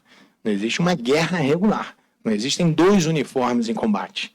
Mas existe um uniforme de um lado e o outro sem uniforme do outro. Então, pela guerra irregular, pela guerra assimétrica, eu acho que seria show de bola e, vamos escrever sobre isso. O William prestou atenção? Bem. Acho que o desembargador Maurício queria participar da conversa. Desembargador, senhor secretário, inicialmente, parabéns pela brilhante aula e pela brilhante exposição que muito nos preocupa. Porque todos nós, independentemente de função, temos nossa família na rua e queremos que a nossa família tenha muita segurança. Bom, mas enfim, eu sou magistrado há 34 anos, atualmente por 7 anos sou desembargador junto à 8ª e estou aqui em nome da IGF. Por isso vamos falar aqui em termos acadêmicos, né? Conheci o projeto através de mídias, o projeto de El Salvador, mas não desmerecendo o projeto de El Salvador, mas El Salvador passou por um desmonte sistemático da independência do judiciário. Muito durante meus 34 anos e de muito pouco tempo para cá, tenho escutado muito essa questão de o judiciário solta, a polícia prende, o judiciário solta, a polícia prende, o judiciário solta. E me parece que nós temos que, pelo menos eu tenho que orgulhar da Polícia Militar Mineira, porque o único estado onde se faz uma eleição sem nenhuma intervenção federal é o nosso estado de Minas Gerais, graças à nossa honrada Polícia Militar. E agora, recentemente, no México, passamos por essa questão também de desconstituir o Poder Judiciário da sua liberdade e passamos por uma eleição no México onde apenas 30% da eleição da população votou. Então, me parece que vivemos um momento onde o Judiciário ainda é aquele poder independente mediante todas essas lamentáveis coisas que estamos vendo por aí. E muito me preocupa pensamentos que já se começam a pensar em também desconstituir o judiciário brasileiro. E o judiciário brasileiro, desculpe, não é o judiciário de Belo Horizonte, de Brasília. O judiciário brasileiro é um judiciário muito diferente do judiciário de Brasília. E isso muito me preocupa. Queria ver como que Vossa Excelência pensa sobre esse assunto. Obrigado, desembargador. Eu penso exatamente igual. Eu acho que nós temos dois poderes judiciários. Eu tenho um judiciário que diz respeito especificamente ao STF, que para mim não condiz com absolutamente nada do que tudo aquilo que se estudou e se fez depois da Constituição de 88. Nós temos um poder judiciário que, na verdade, vive ali, na minha opinião, um autoritarismo assustador. Então, princípios básicos que a gente estuda em direito penal, como a proibição da analogia em malam partem, são perfeitamente aplicadas por eles sem menor pudor.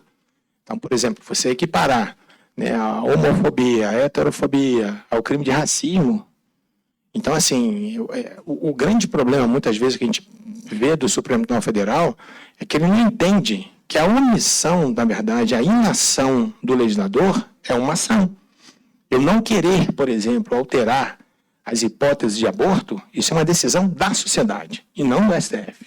Então, quando o legislador ele não legisla a esse respeito, ele está dizendo, está ok do jeito que está. Só que o Supremo não entende dessa forma. Então, eu concordo com o senhor desembargador que nós temos dois judiciários.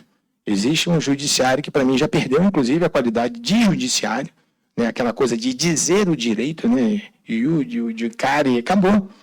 Isso não existe mais no Supremo Tribunal Federal. E existe o nosso judiciário. Eu concordo perfeitamente. Eu sempre falo, né?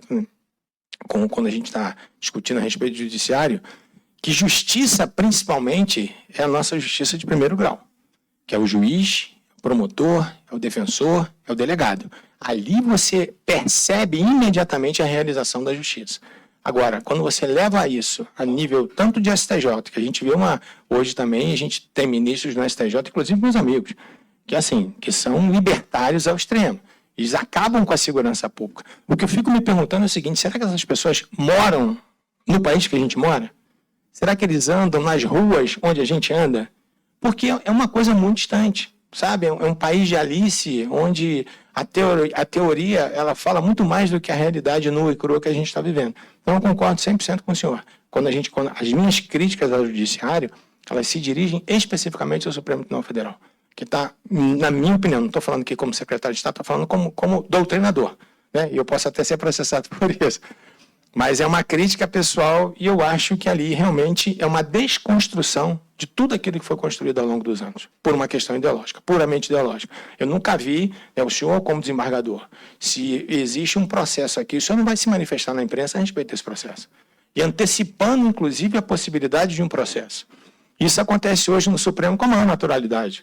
Então, eu já ouvi ministro Gilmar Mendes, por exemplo, ir à televisão e dizer que se houver alguma emenda à Constituição limitando os poderes do Supremo, isso é passível de revisão pelo Supremo. Ou seja, seria uma inconstitucionalidade a posteriori do poder constituinte derivado e eles entenderiam que haveria uma inconstitucionalidade nessa emenda à Constituição. Então, quer dizer, ou seja, não se pode tocar no Supremo em situação nenhuma. Então, em El Salvador, embora houve realmente isso que o senhor está dizendo, mas a corrupção do Poder Judiciário em El Salvador é muito grande também. Então, eles conseguiram fazer isso por quê? Porque a Assembleia que elege e a Assembleia que retira os juízes, né? Principalmente das cortes. Então, foi uma forma que eles tiveram para poder enxugar, e havia, realmente, era muito assustadora a corrupção em El Salvador, era um problema deles, e para a gente não tem a mesma fórmula, né? Porque a única forma de você retirar um ministro é através de um processo de impeachment. E a gente não tem senadores com coragem suficiente para simplesmente propor o impeachment, não é nem para que vá acontecer. Isso é uma decisão, né, dos senadores, mas que possa dar início ao processo. E as TVs mostram diariamente os crimes de responsabilidade praticados pelos ministros e está tudo bem. Nós temos um crime de abuso de autoridade. E esse crime me preocupa muito porque, como eu lido com segurança pública, se eu colocar duas pessoas de sexo diferente presas no mesmo ambiente confinado, eu pratico o crime de abuso de autoridade. Aí eu pergunto ao senhor, e aquelas 1.000 e tantas pessoas que ficaram presas lá em janeiro no galpão? Não aconteceu nada? Não houve abuso de autoridade ali por parte do ministro Alexandre de Moraes, que simplesmente manteve aquelas pessoas presas, crianças, todos, né? Idosos, senhoras, senhores. Enfim, parece que a lei tem aplicação para nós, mas essa mesma lei, ela não existe para eles, né? Esse é o meu ponto de vista. Próxima pergunta, doutora Letícia.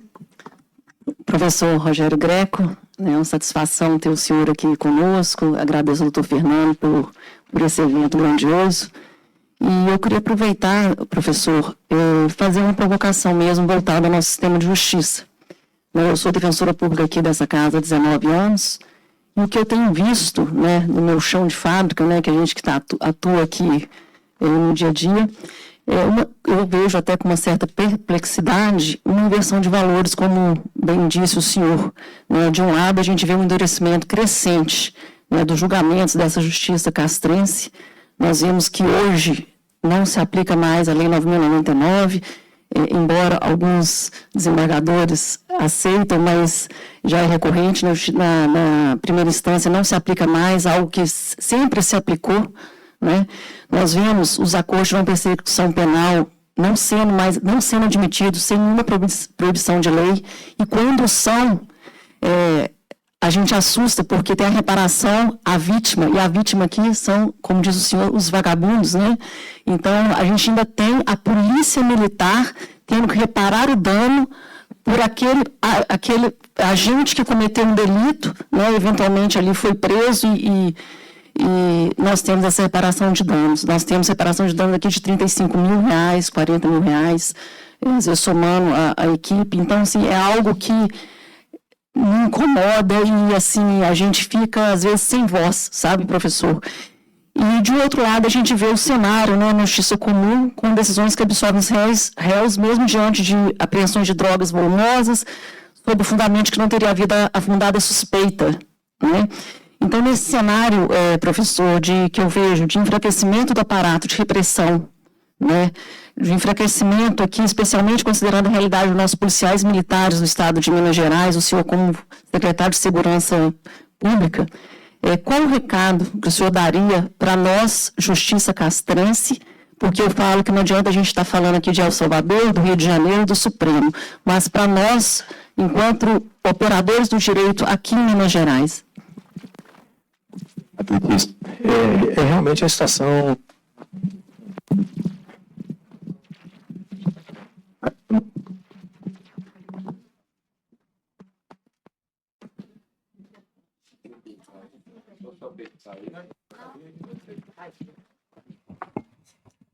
Opa, beleza, melhor. Realmente é uma situação muito delicada, muito complicada. E a corda sempre, como diz o ditado, né, arrebenta para o lado mais fraco. Então tem várias situações que, no que diz respeito à nossa polícia como um todo e à polícia militar especificamente, me incomodam muito. Então, por exemplo, quando eu entrei aqui na secretaria, uma das primeiras reuniões que eu fiz foi com a Defensoria. Porque eu queria pedir à Defensoria que criasse uma unidade especial para poder trabalhar simplesmente com esses agentes de segurança pública.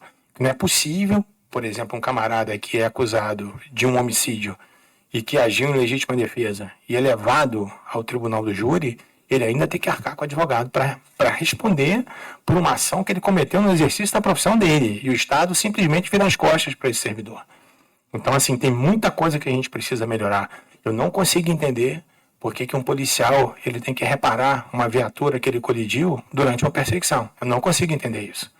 Ou seja, então ele está no exercício da atividade dele e aí acontece um acidente que obviamente ele não queria que acontecesse, ninguém é louco de querer bater com alguma viatura e ainda assim ele se vê encrencado com problemas porque, sabe, então são muitas coisas que tem que mudar.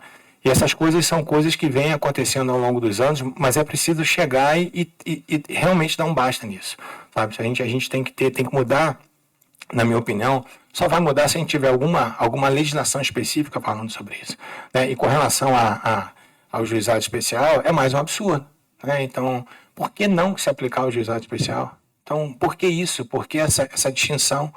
Então, são coisas que a gente vê acontecendo aqui no país, né? Nós estamos distantes de El Salvador, eles têm a realidade dele, nós temos a nossa, embora muito próxima deles, que aqui a gente merece uma modificação de pensamento. Mas, enfim, são coisas do Brasil, né? Bom dia, doutor. Opa, bom dia. Rodrigo Oliveira, promotor de justiça, atualmente no GAECO. Satisfação falar com o senhor. Prazer. Durante a sua fala, o senhor abordou 2 cenários, tangenciou dois cenários em relação às unidades prisionais, sistemas prisionais. Sim. O senhor citou o Rio de Janeiro, e lá nós sabemos que o sistema prisional ele é forjado atualmente há muitos anos, segregando os presos a partir das suas respectivas facções criminosas. Então, tem uma unidade prisional que é só do Comando Vermelho, e outra só do TCP. Sim. E o senhor tangenciou, citou a experiência de El Salvador, que está caminhando no sentido oposto. Sim. Né, de reunir faccionados, né, de diferentes facções numa mesma unidade prisional. Sim. A partir desses 2 cenários, eu gostaria de saber do senhor, enquanto secretário, qual que é o cenário, qual que é a perspectiva para o nosso estado de Minas Gerais. Sim.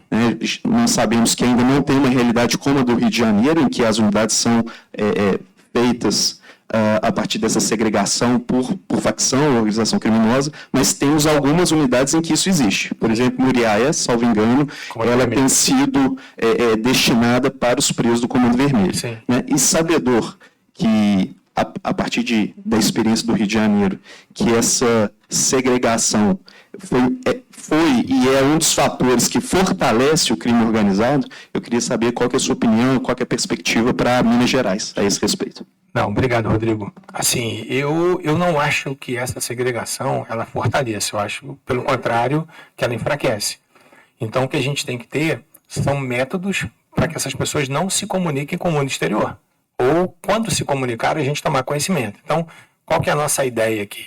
Em Minas, a gente vai ter 6 unidades específicas para faccionados. Então, por exemplo, como você citou, Muriaé, vai ser o Comando Vermelho. Nós temos, só para você ter uma ideia, no Sistema Prisional Mineiro, nós já temos em torno aí de 3.100, 3.200 faccionados presos. Já passaram pelo Sistema Prisional Mineiro em torno de 8.500 faccionados. Então, a ideia é separar dessa forma, por quê? Porque, primeiro, se você mistura um faccionado com um não faccionado, a tendência ao batismo é muito grande. Primeiro, porque aquele cara que está no sistema prisional, ele vai buscar algum tipo de proteção. E ele vai encontrar essa proteção na facção. Ele vai deixar de ser esculachado, ele vai deixar de ser isso, aquilo, outro. E a gente divide por facções, porque ainda, como esse foi o critério que nós já encontramos aqui, você mudar de uma hora para outra, eu particularmente acho que eu não banco essa conta, não. O Espírito Santo não tem divisão de facção. Todos são misturados. E nunca deu problema no Espírito Santo. Mas eles já têm esse sistema há muitos anos. Então, hoje aqui, a gente fala assim, não, porque realmente, né, a pessoa fala assim, pô, dá a ideia que aquela facção toma conta do presídio. Né, a ideia, né, que o povo tem lá fora é que eles tomam conta. Não, pelo contrário, é a gente que toma conta. E a gente segrega justamente para que eles não cresçam. Então, essas unidades que a gente tem, que vão ser específicas para faccionados, nós já estamos até antecipando aqui com vocês, a gente vai fazer uma modificação da nossa legislação estadual para trazer por simetria aquilo que acontece na penitenciária federal. Então, não se justifica um faccionado, por exemplo, ter acesso à família, ter acesso a amigos e essas conversas não serem gravadas. Não tem sentido isso. Porque de dentro, eles comandam o crime organizado aqui fora. Então, se você não tiver um tipo de controle, não estou dizendo para todos os presos. Eu estou falando especificamente com os presos faccionados, que são em torno de 3 mil no universo de 67 mil presos. Ou seja, é um tratamento diferenciado por um público diferenciado. E isso a gente vai tentar fazer. Então, Rodrigo, assim, eu só não banco essa conta agora de misturar, porque se houver uma carnificina vai cair tudo nas minhas costas, né? Então, no momento, não. Mas quem sabe se no futuro é igual torcida organizada. Eu sou a favor de acabar com torcida organizada no sentido de divisão de estádio. Isso aconteceu, se não me engano, foi os hooligans eram da onde? Na Inglaterra. Quando eles faziam aquela palhaçada toda, né? Aquela carnificina toda, hoje os ingressos são sorteados, você compra né? Não tem facção, não tem torcida A, não tem torcida B, você compra, você divide com um camarada da outra torcida, normal. Eu acho que assim você consegue resolver um problema. O problema é você botar dois grupos antagônicos que já se veem como inimigos, como os rivais. Né? Hoje no Rio, por exemplo, as torcidas marcam encontro para briga antes do jogo. Isso é ignorância, isso é estupidez. Então, assim, no momento, eu acho que o nosso sistema funciona. E essas 6 unidades, elas vão receber um tratamento muito especial, com bloqueadores celulares, com cercamento eletrônico, com os melhores armamentos, com o número de servidores sempre em dia. Então, porque são unidades sensíveis. Então, as outras, né, a gente vai permanecer do jeito que está. Próxima pergunta. Bom dia a todos. Cumprimento o eminente palestrante, né, quem tem um enorme respeito. Foi, inclusive, eu acho que o primeiro livro que eu li na Faculdade de Direito Penal foi do professor Rogério Greco. E, de modo que eu queria trazer umas breves reflexões sobre o que já foi dito aqui. Primeiro, sobre o conflito armado não internacional, uma problematização que eu queria trazer. Quando você reconhece que, vamos dizer, o traficante é um inimigo, e, portanto, se aplica um direito de guerra, automaticamente você tem que reconhecer a condição dele de combatente. Se ele é combatente, então ele passa a ganhar o direito de matar o policial e não mais a submeter ao devido processo legal do direito penal comum. Então, acho que essa questão de se declarar um estado de guerra e ter que reconhecer, então, a posição de combatente, inclusive de prisioneiro de guerra, e aplicar as convenções de Genebra, protocolos adicionais, talvez traria um problema ainda maior, uma primeira questão que eu colocaria. O segundo, fazendo eco até o que o desembargador trouxe sobre a independência judicial, né? Eu até anotei aqui uma passagem que chamou a atenção do slide, ali que acho que o presidente, né, de El Salvador disse: se você não acusar os juízes corruptos, você não pode consertar o país, porque eles formam um cartel, uma ditadura judicial. Isso eu citou o exemplo da Venezuela também, né? Sim. E a Venezuela, acho que em 2009 teve um caso muito trágico de uma juíza que foi presa, foi destituída do cargo, foi violentada, enfim, pelo simples fato de ter revogado a prisão de um inimigo político do Estado, não é? E aí é que entra o ponto, né? E depois a nova lei de terrorismo deles, que hoje na Venezuela qualquer coisa, até um furto, pode ser um ato de terrorismo se tiver uma finalidade de violar a ordem pública, não é? Então a grande questão isso, essa questão, esse ataque ao judiciário, aos juízes, não é? Essa ideia, né, de estabilização social. O juiz que não toma uma decisão que esteja conforme a expectativa social, ele não poderia ser o próximo inimigo e ocorrer como ocorreu na Venezuela, de juízes que revogam prisões, porque nós somos do devido processo legal. Se eu revogo uma prisão, o tribunal pode decretar, o STJ pode decretar, e se a última instância me disser que não é o caso de decretar, paciência, que posso eu fazer? E, por fim, talvez aqui uma sugestão, não é? Talvez um possível caso de sucesso em termos de buscar uma celeridade processual, eu acho que é a justiça militar, não é? Talvez a ideia de ter juízes especializados para julgar casos de organizações criminosas, como na justiça militar, concentrados na capital, não é? Ou com um maior número de juízes, isso não levaria a uma maior celeridade no julgamento dessas organizações e evitaria, vamos dizer, a necessidade de se revogar prisões por excesso de prazo, porque são julgados em várias criminais comuns espalhadas pelo Estado e, portanto, geraria uma necessidade de controle judicial. Então são essas as questões simples que eu trago. Obrigado. Não tem nada de simples, né? Mas... Seu secretário, primeiro eu quero a todos pedir desculpa justamente por isso. Hoje nós temos um pleno para discutir as questões das especializações do nosso Tribunal de Justiça de Minas Gerais. Como desembargador, eu acho que especialização é excelente, mas em primeiro grau. Em segundo grau é muito difícil, porque, por exemplo, nós temos aqui no nosso tribunal uma única Câmara que julga as questões de Maria da Penha, violência doméstica e infância e juventude. Então, ao meu modo de ver, nós não acabamos especializando, acabamos centralizando na mão desses 5, no estado de Minas Gerais inteiro, o que é. Então, especialização em segundo grau, a meu ponto de vista, desculpe a intervenção, acho que tem que ser uma coisa muito pensada, com dados estatísticos, enfim. E imagine tribunais pequenos, onde nós temos talvez 15 desembargadores. Como que nós vamos especializar isso? Especialização, para mim, é excelente. Como nós temos em BH 4 varas específicas de organização criminosa. Isso é bacana. Mas, em segundo lugar, eu acho que ainda temos que pensar muito. E peço desculpa pela intervenção, justamente por isso, por esse pleno que nós vamos ter hoje, eu preciso justamente sair e, desculpem, fazer a minha articulação para algumas especializadas acabarem no nosso tribunal, porque é impossível centralizar muito poder na mão de uma pessoa só. Perfeito. Obrigado, desembargador. Tem as varas especializadas, né? Tem as promotorias especializadas também, só que eu não falei que seria a declaração do estado de guerra. Fernandinho que suscitou isso numa condição diferente, mas não é para aplicar, né, os diplomas internacionais com relação à guerra, não é isso. O que o Bukele fez em El Salvador foi entender essas organizações como sendo grupos terroristas. E eu não vejo dificuldade nenhuma de enxergar esses caras como os grupos terroristas. O que é um grupo terrorista? Aqueles que, através dos seus comportamentos, eles impõem uma situação de terror. Você já passou por algum momento em que você estivesse andando no Rio, por exemplo, e o seu carro parou porque os traficantes estão fazendo arrastão? Já teve essa oportunidade? Graças a Deus, não. Eu já. Então, assim, o que eles querem justamente hoje é a imposição do terror. Os traficantes, eles vivem em guetos, como acontece em El Salvador, como acontecia em El Salvador, e aí são territórios impenetráveis. Então, é inadmissível que você tenha um Estado onde você tenha um território à parte do seu Estado. E lá dentro eles comandam tudo.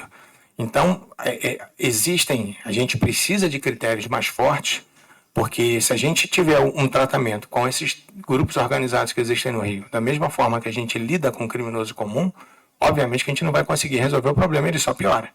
Então, o Rio, que eu bucolicamente falei com o Fernandinho aqui, de 1989, quando nós entramos no MP, não é mais o mesmo Rio de hoje. Então, eu não posso, por exemplo, enxergar o Rio como eu enxergava em 1989. Naquela época, o traficante ele pensava 2, 3, 1 milhão de vezes para atirar em direção à polícia. Hoje, a polícia virou troféu. Então, assim, as coisas, a visão, ela mudou completamente. Eu não entendo, obviamente, que exista uma situação de guerra efetivamente declarada, mas eu entendo que o que eles praticam se configura em atos de terrorismo, sim. E com relação aos magistrados, eu tenho uma certa preocupação de um excesso de teorias que não se aplicam à realidade prática. Então, por exemplo, esse magistrado que absolveu aquele piloto de aeronave que estava com 430 quilos de cocaína, sob o argumento absurdo e assustador de que aqueles policiais militares não podiam fazer abordagem, primeiro que eu acho que essa coisa da abordagem, ela deve ser feita em qualquer pessoa, sob qualquer condição. Então, hoje o STJ está com essas posições que para mim são ridículas, porque a polícia ela tem o dever de fazer isso. Então, por que esse problema que a gente vive hoje? Porque tudo você mistura ideologia. Eu não posso abordar aquele camarada porque aquele é uma espécie de segregacionismo. Esquece isso, sabe? Então, quando fala que a polícia do Rio é a polícia que mais mata, é a polícia que mais morre. Quando se fala no Rio, por exemplo, que a polícia que ela é uma polícia racista, o maior número de pretos é na polícia militar. Então, assim, sabe, a gente mudou as coisas com argumentos que são fracos, argumentos que são frágeis. Se você olhar o sistema prisional, assim, então a sociedade ela mudou. Então, o que existe, que me perdoem, né, não quero que vocês me interpretem mal com o que eu vou dizer, mas o que existe é uma ditadura das minorias. Então, se o camarada é minoria, ele manda. E não pode ser assim, isso não é um conceito de democracia. Eu tenho que respeitar a minoria, mas eu não preciso concordar com o que diz a minoria. Hoje tem essa loucura do bebê reborn. Então, assim, alguém tem bebê reborn aqui? Não, né? Não. Vai chegar um ponto que as pessoas vão ser processadas, como a gente já está vendo, né? De não atender no sistema de saúde, porque a pessoa não é ela que está sendo atacada. Então, assim, esse espírito de loucura tem que acabar. A gente tem que voltar a viver no mundo real, porque, infelizmente, é isso que a gente está vivendo. Mas obrigado aí pelas colocações. Próxima pergunta? Eu queria fazer só uma intervenção. Eu tinha que ter feito isso mais cedo, antes que os nossos convidados começassem a retirar, mas a gente tem um livro em homenagem aos nossos 85 anos na Justiça Militar, que a gente queria oferecer a quem está nos visitando. Se nesse meio caminho aqui que a gente ainda continua conversando, se alguém pudesse ajudar a distribuir, oferecer, antes que as Para a gente pessoas saber quem não recebeu. começarem a ir embora e eu perco essa oportunidade.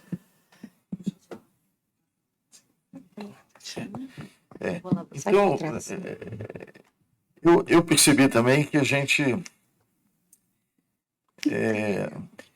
não pode impor, digamos assim, o prazer dessa oportunidade aos compromissos que o secretário tem, e eu já percebi que ele tem compromisso agora já no comecinho da tarde, e que seria o caso de a gente encerrar.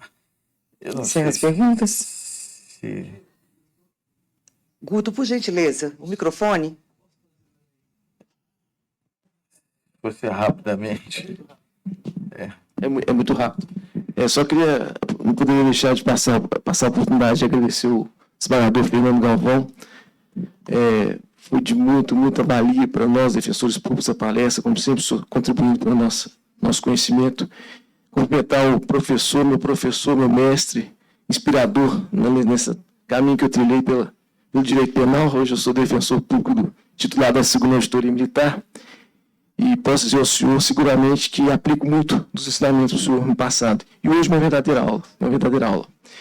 E nesses dia a dia a gente passa por muitas dificuldades aqui, sabe, professor? A gente que defende os valorosos policiais militares, não é raro a gente encontrá-los com a cabeça baixa, desgostosos, sem vontade de trabalhar.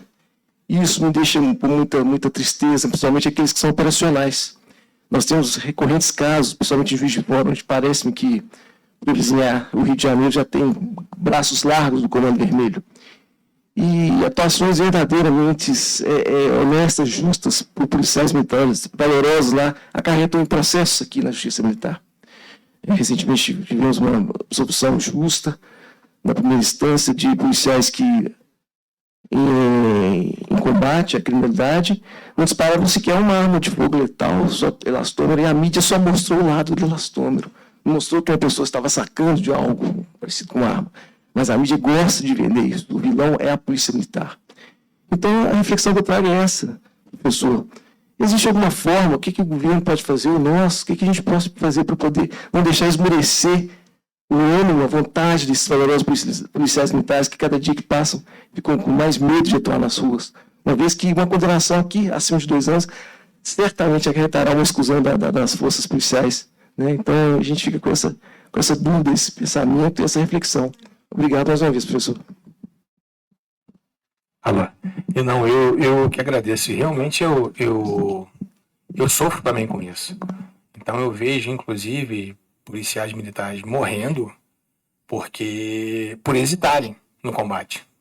Então a hesitação, ela leva à morte do policial. Então o que aconteceu, por exemplo, com o Sargento Dias. Então um ato de hesitação fez com que ele falecesse. Se ele tivesse atirado e tudo estava sendo filmado, as pessoas iam dizer que ele atirou covardemente naquele criminoso. Mas como foi ele o morto, já mudou completamente o raciocínio. Então a gente vê a tropa realmente padecendo. Por quê? Porque é o medo do processo, é o medo da condenação, é o medo de perder seu trabalho, deixar sua família, né, sem nenhum tipo de auxílio. Então a gente enxerga isso. Então eu acho que o que tem que acontecer, na verdade, é uma campanha de fortalecimento da polícia. Só vou te fazer uma pergunta. Se você for num cartório e nesse cartório você pedir uma certidão, e se você obtiver essa certidão e apresentar em juízo essa certidão, ela tem validade? Por quê? Tem fé pública. O servidor, o policial não é servidor, não tem fé pública? Por que só a palavra do policial não vale? De todos os outros servidores vale, mas a do policial não vale. Mas a fé pública dele é menor do que a do outro que estava lá no cartório atrás do balcão? Então, assim, são conceitos, sabe, que a gente tem que mudar. Então, a gente tem que acreditar inicialmente no policial, dizer realmente que aquilo ali tem fé pública, e se, porventura, ele tiver falado alguma coisa que não é verdadeira, eu mudo meu raciocínio lá na frente. Porque até a própria certidão pode ser falsa do cartório. mas a presunção é de veracidade dela. Então, são culturas que foram sendo construídas ao longo dos anos que a gente tem que acabar. E esse tribunal aqui é muito importante para isso, sabe? Então, nós temos 2 tribunais só no Brasil, né, Fernandinho? 3, né? Estaduais. São Paulo, Minas e Rio Grande do Sul. Então, assim, eu sou favorável a que a gente tivesse em todos os estados da federação. Se formaria realmente um conceito, né, para todo o território nacional de posturas que vão, na verdade, ajudar o policial e não simplesmente enxergar o policial como réu. Então, a pessoa, por exemplo, que sai da sua casa armado, disposto, né, assim, realmente a salvar e a proteger as pessoas, e obviamente se esse cara tiver num confronto, ele vai hesitar. Então, por quê? Porque a justiça, né, de uma forma geral, está enxergando o policial, premida pela mídia principalmente, né, que a mídia, como eu falei, eu gosto da mídia, as pessoas fazem, de vez em quando eu até assisto jornal, né, então, eu gosto, mas assim, é isso que eles fazem o tempo inteiro. Então, quando a gente vê essas notícias, né, dificilmente você vai ver uma mídia enaltecendo a figura do policial. Então, você vê principalmente políticos, né, falando que querem acabar com a polícia militar, né, desde que não aconteça nada com eles. Então, assim, a polícia, ela só é irrelevante quando você não precisa dela. Quando você precisa, ela é a primeira que você vai buscar socorro. Mas vamos mudar, né? Se não nós, quem, né? Se não agora, quando? O momento é esse. Doutor Rogério, a última pergunta vem da plateia, por gentileza. Opa. Doutor Rogério, prazer falar com o senhor. Opa. Tudo bom? Meu nome é Marcelo, eu sou empresário em Igarapé, Minas Gerais. Eu tenho um hotel fazenda lá. E, para mim, hoje, essa oportunidade de estar aqui com o senhor, eu crio um movimento com relação aos roubos de moto em Minas Gerais. Sim. Que eu quase fui vítima. E com esses acontecimentos, eu pude estar com vários policiais militares e alguns policiais civis. Eu fiz alguns questionamentos nas redes sociais, e nisso o comandante da capital, o Coronel Gibran, me chamou lá, foi muito atencioso com a gente, e também fui chamado por um desembargador do TJ, Dr. Eduardo Machado. Foi um convite informal, que ele me comentou, falou: Marcelo, você está batendo no judiciário. Eu falei: estou batendo como cidadão comum. A polícia prende e o judiciário solta, como o doutor acabou de dar esse exemplo aí. Isso aí eu estou falando muito feliz hoje de poder estar aqui com autoridades e de ver a preocupação realmente que existe hoje com o Estado de Minas Gerais. E é o que eu sempre falei, eu falei num vídeo meu que eu tive até de tirar do ar, eu falei: não adianta ter uma escola bonita, um posto de saúde bonito, que para atravessar a rua você vai ser assaltado, para poder ir nesse posto. E como o senhor mesmo disse, existe 2 judiciários, a Justiça de Brasília e o Judiciário daqui, né? Eu hoje fico com uma sensação muito grande da não confiança no Judiciário, por causa de algumas sentenças que o senhor também acabou de citar aí. O doutor Eduardo Machado me entregou esses documentos aqui, quando eu estive lá. 18 mil habeas corpus em 2024, no STJ, 18 mil. 9 mil foram concedidos a traficantes. E eu questionei o doutor Eduardo. Ele falou assim: Marcelo, pode pegar isso aqui e publicar. Isso aqui é processo público, saiu na Folha de São Paulo, e você pode colocar nas suas redes sociais. Eu falei: doutor, eu não vou colocar isso. Se eu colocar isso aqui na rede social, o traficante vai entrar na minha casa e matar. Eu tenho filho, tenho família. Quem tem que fazer isso aqui é o senhor. O senhor é o desembargador. O senhor tem que questionar o habeas corpus que o senhor negou. O senhor negou, e lá em Brasília acatou. E a falha desse habeas corpus dele aqui é que a pessoa foi pega com droga e com uma arma raspada e adulterada. E no habeas corpus lá em Brasília, o habeas corpus foi concedido e a arma raspada sumiu no processo. A arma raspada sumiu no processo. Então, o meu questionamento é por que o Ministério Público, né? Porque eu vejo hoje, igual o senhor falou, não tem esquerda e direita. Para mim, para as pessoas as pessoas comuns, para mim hoje que eu enxergo no Brasil que existe uma guerra do bem e do mal. Isso aí é um fato que a gente vê todos os dias. Traficante solto, latrocínio, essa coisa toda, e as coisas não acontecem. Quando eu questionei a Polícia Militar, que eu brinquei com um sargento da Polícia Militar, eu falei assim, eu tenho saudade da época da Vera Ney. Ela virava uma esquina e ficava um vagabundo na rua. Eu tenho saudade dessa época. Ele falou assim, hoje não tem a Vera Ney, mas tem a mídia em cima da gente, tem a corregedoria em cima da gente. A gente é muito punido, Marcelo. A gente é muito punido. E qualquer deslize que a gente dá, o bandido tem mais valor do que uma atitude nossa.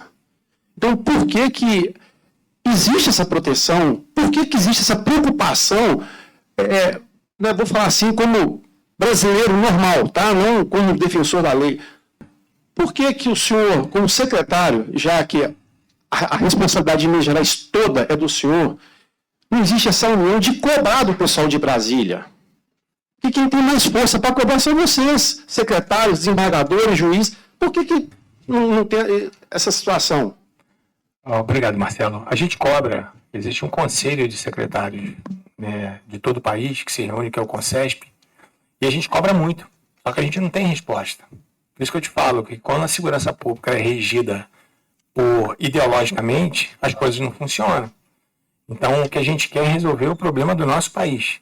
Então, você vê, né, por que a gente fica vendo declarações do governo federal, ou declarações como, por exemplo, do ministro da Justiça, dizendo que, na verdade, é a polícia que prende mal. Então, assim, a gente fica vendo situações que desestimulam, mas as que a gente cobra, as cobranças são feitas.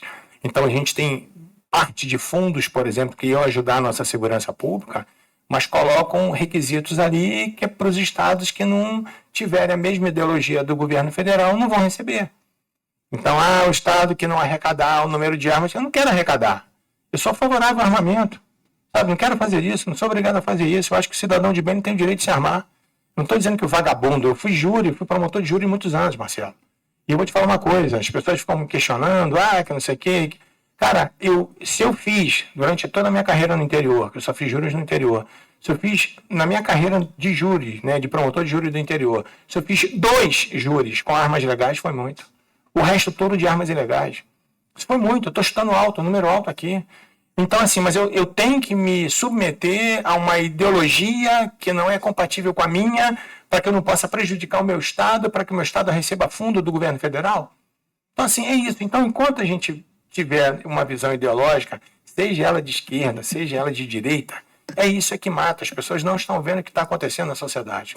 Não estou falando de partido, não estou falando de posturas, estou falando assim de ideologias. Enquanto você deixar a sua ideologia falar mais alto do que a realidade, a tendência a dar errado é muito grande. A Escola Judicial Militar agradece a presença de todos e deseja a todos uma ótima tarde.